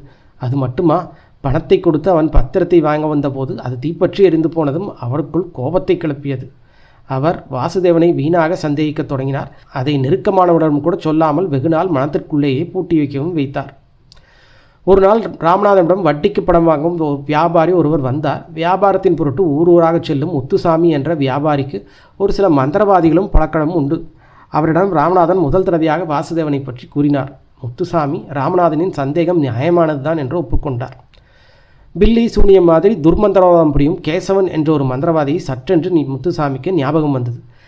அதிசயகரமாக எத்தனையோ வித்தைகளை மந்திரத்தின் மூலம் செய்திருப்பவர் அவர். எல்லாவற்றிற்கும் மேலாக இறந்து போனவர்களின் ஆவியை வரவழைத்து உயிரோடு இருப்பவர்களின் உடலுக்குள் புகுத்தி பேச வைத்திருப்பவர். விஷயத்தை என்கிட்ட விட்டுடுங்க, இதுக்கு பொருத்தமான மனுஷன் நான் உங்ககிட்ட கூட்டிகிட்டு வரேன். முத்துசாமி உறுதியளித்தார். நாளைக்கு அல்லது நாளைக்கு மறுநாள் அவரை எதிர்பார்க்கலாமா? இல்லை, அவசரப்படாதீங்க. அவர் எந்த நேரத்தில் எந்த இடத்துல இருப்பதோ யாருக்கும் தெரியாது. விசாரித்து அவர்கிட்ட பேசின பிறகு தகவல் சொல்கிறேன். ராமநாதன் திருப்தி அடைந்தார்.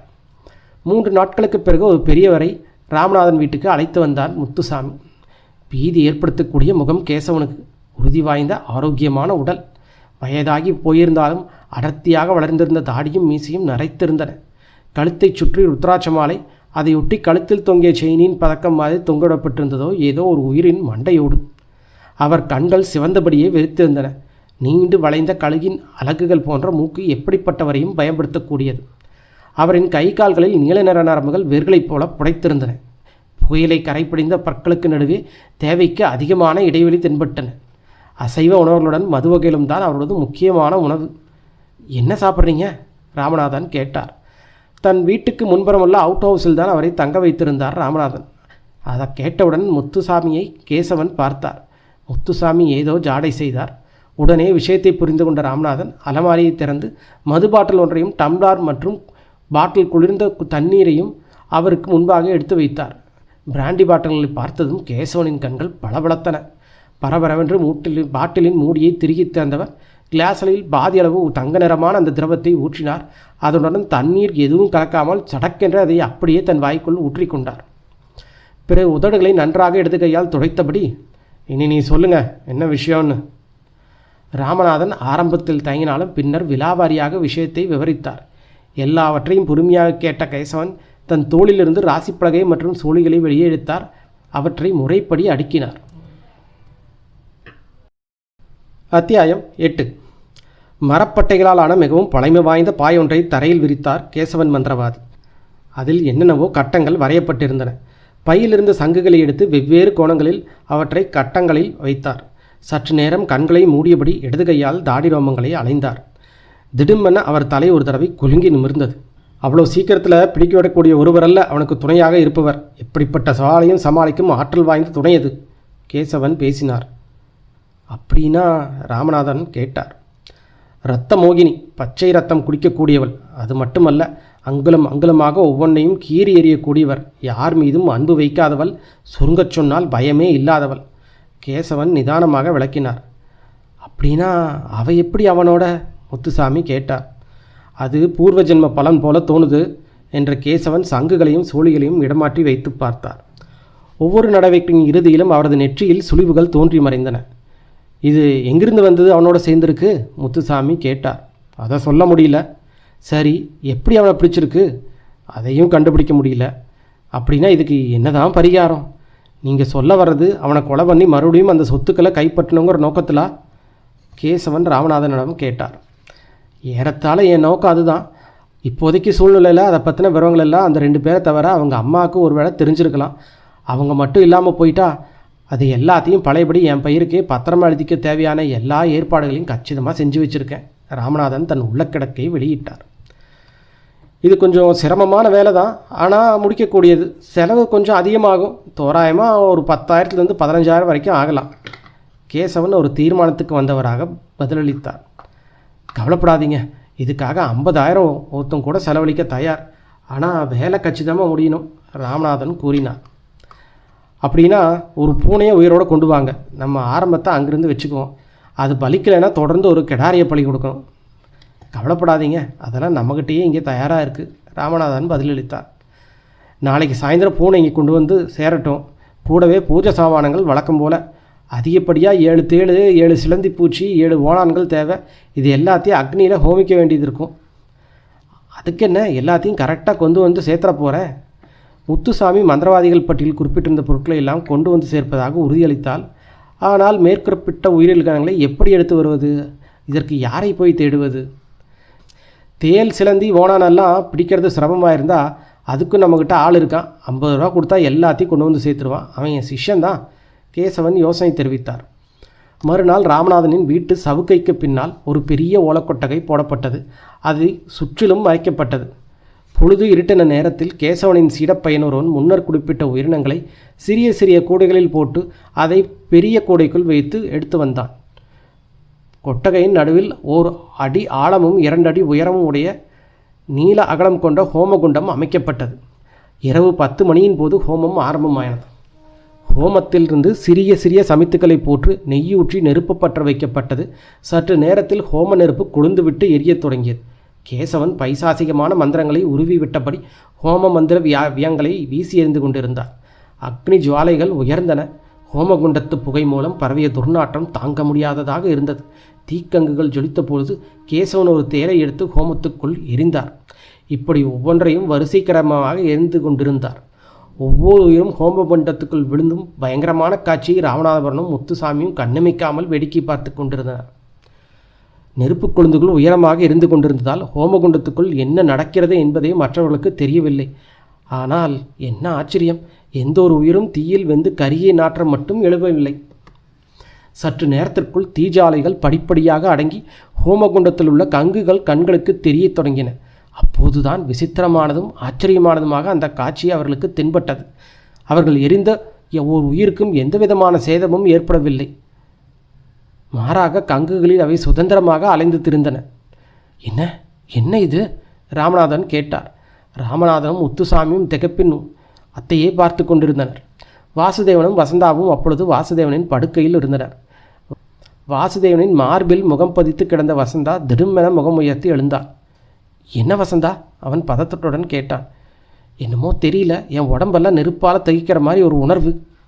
அவள் அறைக்கு வெளியே வந்தால் அவன் அவளையே பின்தொடர்ந்தாள். அவர்கள் வராந்தாவே அடைந்தனர். என்ன, ஏதாவது பிரச்சனையா? யாரோ எனக்கு எதிராக என்னை அழிக்கும் முயற்சியில் ஈடுபட்டிருப்பாங்கன்னு தோணுது. பேசியவளாக உடல் அந்த திறந்த வெளியிலும் குப்பென்று உயர்த்தது. நான் ஏதாவது செய்ய முடியுமா? பொறுங்க, முதல்ல விஷயம் என்னன்னு தெரியட்டும். வசந்தா ஆகாயத்தை பார்த்தார். அப்பொழுது ஏதோ ஒன்று பறந்து வரும் சத்தம் கேட்டது. அதோ தெரியுதா? வசந்தா விரலை சுட்டி காட்டினாள். வாசுதேவன் அந்த திசையில் பார்த்தபோது தீக்கங்குகள் அந்தரத்தில் பறந்துவது போல தெரிந்தது. அவர்கள் நின்று கொண்டிருந்த பகுதிக்கு வந்த அவை முற்றத்தில் விழுந்தன. தேல், சிலந்தி, ஓணான் போன்றவை இருந்து தீக்கங்குகளால் வடிவமைக்கப்பட்டவை போல ஜொலித்தது. ஒரு முற்றத்தில் விழுந்தவுடன் கோடு போடுவது போல ஒரு வரிசையை அமைத்து கொண்டு அவை இராணுவ அணிவகுப்பு போல முன்னேறத் தொடங்கின. அது இந்த பக்கமாக தான் வருது, வசந்தா கூறினாள். உண்மைதான், அவத்தோட நோக்கம் நம்ம தாக்கிறது அப்படின்னு தெரியுது. பார்க்கலாம் என்றாள் வசந்தா. நின்றிருந்த வராந்தாவிலிருந்து இளந்தனையில் இறங்கினாள். அப்பொழுது வரிசையிலிருந்து விட்டு தேல் ஒன்று அவளை நோக்கி பறந்து வந்தது. சற்றும் பயப்படாமல் அவள் தேலை கையில் எடுத்தாள். வேண்டாம், அதை கீழே விட்டுட்டு விபரீதமாக ஏதாவது செஞ்சிட போகுது, வாசுதேவன் எச்சரித்தான். அதற்கு பதில் எல்லும் சொல்லாத வசந்தா வலது கையால் அதன் தலையை கொய்து மேற்புறமாக வீசினாள். மற்றொரு கையால் அழுத்தி விட்டு தலையை உயர்த்தினாள். பின்பு ஒட்டுப்புறமாக அவற்றை வாரி வெளிப்புறமாக வீசி எறிந்தாள். அவ்வளவுதான், வாங்க போலாம் என்று வசந்தா வாசுதேவனை அழைத்தாள். வாசுதேவனால் அவனுக்கு ஏற்பட்ட வியப்பை அடக்க முடியவில்லை. அவளுக்கு இந்த அளவுக்கு சக்தி இருக்கும் என்று அவன் எதிர்பார்க்கவே இல்லை. அப்பொழுது ராமநாதன் வீட்டில் ஒரே கோலாகலமாக இருந்தது. ஒரு பெரிய மது விருந்து அங்கே நடந்து கொண்டிருந்தது.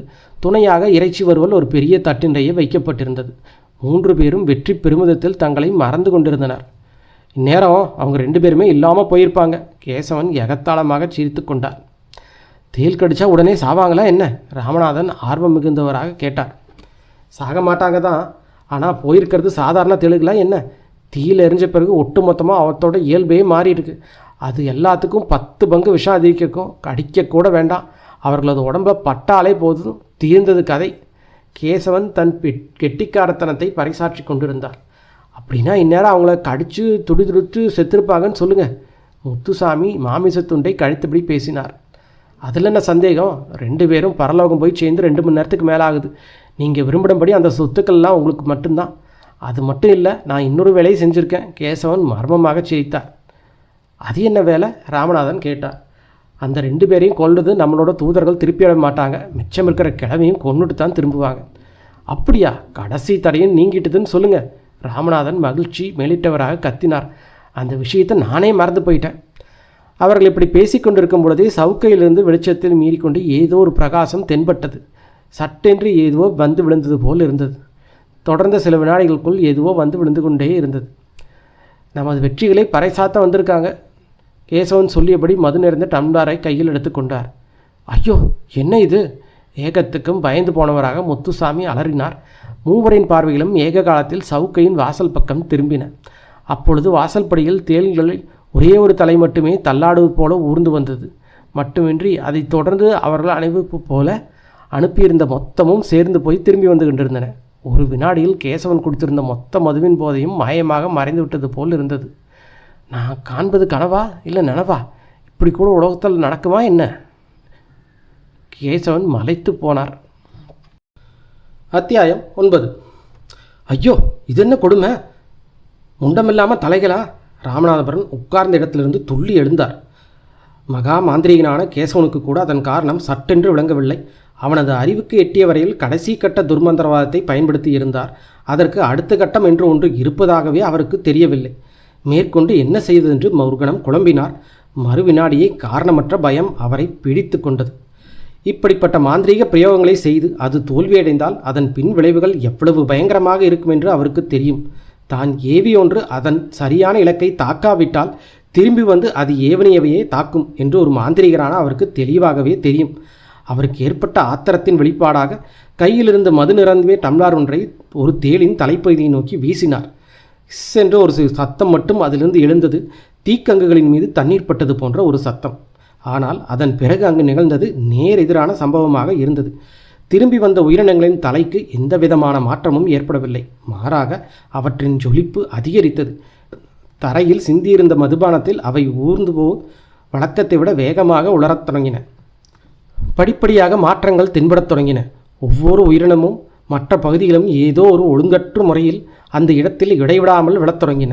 ஆத்திரத்தின் உச்சிக்கே சென்ற மாந்திரிகன் எதிரில் இருந்த மதுவகைகள் மொத்தத்தையும் எடுத்து அவற்றின் மீது கொட்டினார். அதன் பலனும் முந்தையதாகவே இருந்தது. அதைத் தொடர்ந்து நடைபெற்றது இன்னும். தேள்கள் மற்றும் அற்ப உயிரினங்களின் உடல்கள் அவர்களின் உடல்களை நோக்கி வெளியிலிருந்து புறப்பட்ட அம்பு போல பாய்ந்து வந்து தைத்தன. எதிர்பாராத இந்த தாக்குதலில் நிலை குலைந்து போன மூவரும் தடுமாறி கீழே விழுந்து அலறினர். ராமநாதனின் வீட்டார் அவர்களை நோக்கி ஓடி வந்தனர். அங்கே அவர்கள் கண்டது ஒரு பயங்கரமான ஒரு காட்சியாக இருந்தது. புதிதாக கட்டிய ஓலை குடிசையில் ஹோமகுண்டத்தின் அருகே ராமநாதனும் அவர் நண்பர்கள் இவரும் விழுந்து துடிதுடித்து கொண்டிருந்தனர். அங்கு எரிந்து கொண்டிருந்த நில விளக்குகளின் வெளிச்சத்தில் அவர்கள் மூவரின் உடல்களும் நீலம் பாரித்து கொண்டிருப்பது தெரிந்தது. அவர்களின் உடம்புக்கு மீது தேள்களும் சிலந்திகளும் ஓணான்களும் போதையில் தள்ளாடிபடி கண்டபடி உருந்து கொண்டிருந்தன. அதுவும் ஜொலிக்கும் கங்குகளின் ஜொலிப்புகளுடன் கூடிய உயிரினங்கள். வேடிக்கை பார்த்த எவருக்கும் விஷயம் எதுவும் விளங்கவில்லை. அப்படி என்னத்தை வேடிக்கை பார்த்துட்டு இருக்கிற? வாசுதேவன் கேட்டான். இனிமே அவங்க வேற யாருக்கும் எதுவும் தீங்கு செய்திட முடியாது, வசந்தா கூறினாள். சரி வா, பனி பொழிய ஆரம்பிச்சிடுச்சு. வாசுதேவன் அவளை அழைத்தான். இருவரும் வீட்டுக்குள் சென்றனர். 2 நாட்களுக்கு பிறகு வாசுதேவனின் மாமாவும் மாமியும் சீதாவும் அந்த வீட்டுக்கு வந்து சேர்ந்தனர். அவர்கள் மிகவும் மகிழ்ச்சியுடன் இருப்பதாக தோன்றியது. வாசுதேவன் விருந்தினர்களுக்காக ஏராளமான சமையல் பொருட்களை வாங்கி வந்தான். பெண்கள் மூவரும் சமையற்கட்டில் சுறுசுறுப்பாக பணியில் ஈடுபட்டிருந்தனர். வாசுதேவன் மாமாவிடம் வராந்தாவில் உட்கார்ந்தபடியே பேசிக்கொண்டிருந்தான். இப்போ நீ பெரிய பணக்காரனாயிட்ட, மாமா சிரித்தபடியே சொன்னார். வாசுதேவன் அதற்கு எந்த பதிலும் சொல்லவில்லை. எங்களுக்கு அதில் எந்த விதமான பொறாமையோ வருத்தமோ கிடையாது. சொல்லப்போனால் எனக்கு பெருமிதம்தான், மாமா பெருந்தன்மையுடன் பேசினார். அதற்கும் வாசுதேவன் பதில் சொல்லவில்லை. மாமா அடுத்தது என்ன சொல்லப் போகிறார் என்பது அவன் ஓரளவுக்கு யூகித்திருந்தான். இனிமேலையும் அம்மாவை நீ இப்படியே கஷ்டப்படுத்திட்டு இருக்கணுமா என்ன? மாமா கேட்டார். இப்போ அம்மா பழையபடி கஷ்டப்படல, சமையலுக்குன்னு ஒரு பெண் இருக்கா, இன்றைக்கி அவள் வரல, அவ்வளோதான், வாசுதேவன் பேசினான். மாமா இதையெல்லாம் சொன்னபோது வசந்தாவும் அவர்களுக்கு அருகில் இருந்தாள். இருக்கட்டும், அதோட முடிஞ்சு போச்சா என்ன? நீ பழைய வாசுதேவனா? எவ்வளோ வளர்ந்துட்ட, உனக்கு சொத்து பத்தெல்லாம் சேர்ந்துருக்கு. உன்னையும் உங்கள் அம்மாவையும் வேறு யாராவது ஒருத்தர் சம்பளத்துக்காக இல்லாமல் அன்பாக உண்மையாக கவனிச்சிக்க வேண்டாமா? மாமா பாட்டுக்கு பேசிக்கொண்டே இருந்தார். வாசுதேவன் மௌனமாக இருந்தான். மாமா சொல்ல விரும்புவது வாசுதேவனுக்கு புரிந்துவிட்டது. நான் பேராசலை சொல்கிறதா நீ நினச்சக்கூடாது. நீ ஏழையாக இருந்தப்பவும் உன் மேலே நான் அம்பு வச்சுருக்கேன். உன் அம்மாவை நான் பராமரிச்சிருக்கேன். எல்லாத்துக்கும் மேலே சீதாவுக்கும் உன்னை பிடிச்சிருக்கு. அவளை நீ கல்யாணம் பண்ணிக்கணும். எங்கள் ஆசையும் அதுதான். மாமா ஒரு வழியாக சொல்லி முடித்தார். நீங்கள் சொல்கிறதெல்லாம் உண்மைதான். எனக்கும் சீதாவை பிடிச்சிருக்கு. நான் இன்னும் சில விஷயங்களை செய்ய வேண்டியது இருக்குது. அதெல்லாம் முடிச்ச பிறகு கல்யாணத்தை வச்சுக்கலான்னு நினைக்கிறேன். வாசுதேவன் பதில் சொன்னான். தாராளமாக உன் தீர்மானப்படியே எல்லாம் நடக்கட்டும். நான் எங்கள் மனசில் இருக்கிற ஆசையை சொன்னேன், மிச்சம் எல்லாம் உன் விருப்பப்படியே நடக்கட்டும். மாமா ஒப்புக்கொண்டார். சாப்பாட்டிற்கு பிறகு வாசுதேவனின் மாமியும் அவன் அம்மாவும் பேசி கொண்டிருந்தனர். அவர்களும் மேற்குறிப்பிட்ட விஷயத்தையே அவர்கள் கோணத்தில் பேசிக்கொண்டனர். அப்போது வாசுதேவன் சீதாவை அழைத்து கொண்டு வீட்டை சுற்றி காட்டினான். அப்பொழுதுதான் சீதா எட்டி மரத்தின் அடியில் கட்டப்பட்டுள்ள மண்டபத்தை கவனித்தாள். அவள் அதை நெருங்கி உட்புறம் எட்டி பார்த்தாள். உள்ளே அழகான பெண்ணுருவச் சிலை ஒன்று தென்பட்டது. என்ன காரணத்தினாலும் அவளுக்கு அந்த சிலையின் மீது ஓர் ஈடுபாடு ஏற்பட்டது. எனவே அவள் வாசுதேவனுடன் அந்த சிலையை குறித்து விசாரித்தாள். அதுவா, அது அங்கேயே வெகு நாளாக உள்ளதாயிற்றே. அவன் வேண்டுமென்றே ஒரு பொய்யை சொன்னான். இல்லையே, அதை பார்த்தா எங்கிருந்தோ அதை பெயர்த்து எடுத்துகிட்டு வந்து கட்டியிருப்பதா எனக்கு தோணுது. அப்படியெல்லாம் இல்லை. மண்டபத்தை எட்டி பார்த்த வாசுதேவன் மறுத்தான். நீ சொன்னபடி மண்டபம் புதுசு தான், ஆனால் சிலை ஏற்கனவே அங்கே இருந்தது. அந்த சிலை ரொம்ப அழகாக இருக்குது. அன்று மாலை நேரத்திலேயே மாவாவின் குடும்பத்தினர் அங்கிருந்து விடைபெற்று சென்றனர். போகும்போது மீண்டும் அவனிடம் திருமணத்தை நினைவூட்ட தவறவில்லை அவன் மாமா. நள்ளிரவான போது வழக்கம் போல வந்தாள் வசந்தா. வாசுதேவன், நேற்று நான் மண்டபத்துக்கு வந்தபோது தேவி என்னோட ஒரு கட்டளை இட்டார். வசந்தா பேச்சை தொடங்கினாள். என்ன அது? அவன் ஆர்வத்துடன் விசாரித்தான். நான் ஒரு மனித பெண்ணாக வாழ வேண்டிய காலம் முடிஞ்சிடுச்சு. அதனால் உடனடியாக நான் திரும்பி போகணும். என்ன, திரும்பி போகணுமா? வாசுதேவன் துயரத்துடன் கேட்டான். ஆமாம், அதை தவிர எனக்கு வேறு வழி இல்லை. அதே சமயம் நான் இப்படியே திரும்பி போகவும் முடியாது. என்னை சுத்தப்படுத்தி கொள்ள வேணும். சுத்தப்படுத்திக்கிறதுனா? வாசுதேவன் புரியாமல் கேட்டான். நான் தீ குளிக்கணும், அதுதான் சுத்தப்படுத்துதல். ஐயோ, அது எப்படி? வாசுதேவன் ஏறத்தாழ அழும் நிலைக்கு வந்து விட்டான். ஆனால் நீங்கள் நினைக்கிற போல பயப்படுற விஷயம் இல்லை அது. அஷ்டத்தற்கள் எனப்படும் 8 விதமான மரத்துண்டுகளால் ஒரு சிதையை உண்டாக்கணும். நெய் ஊற்றி அதை எரிய விடணும். அது அப்படியே கொழுந்து விட்டு எரியற நெருப்பில் என் சிலையை படுக்க வைக்கணும். இன்னொரு விஷயம், இதெல்லாம் நீங்கள் மட்டும்தான் செய்யணும். அதை பிறகு செய்ய வேண்டியதை அடுத்த சந்தர்ப்பத்தில் சொல்கிறேன். வசந்தா சொல்லி முடித்தாள். வாசுதேவனால் அந்த யோசனையை ஒப்புக்கொள்ள முடியவில்லை. அன்றைய இரவை அவர்கள் மகிழ்ச்சியாக கழித்தார்கள். அவள் அவனுக்கு ஆறுதல் சொன்னால் தவிர்க்க முடியாத அந்த பிரிவு தனக்கும் எல்லையற்ற வருத்தத்தை ஏற்படுவதாகவே அவள் குறிப்பிடவும் தவறவில்லை. எல்லாம் விதியோட செயல். அதன் ஒரு பகுதியாக தான் நான் இங்கே வந்திருக்கேன். ஏதோ ஒரு பிறவியில் நாம் ஒன்றா வாழ்ந்த காதலர்கள்.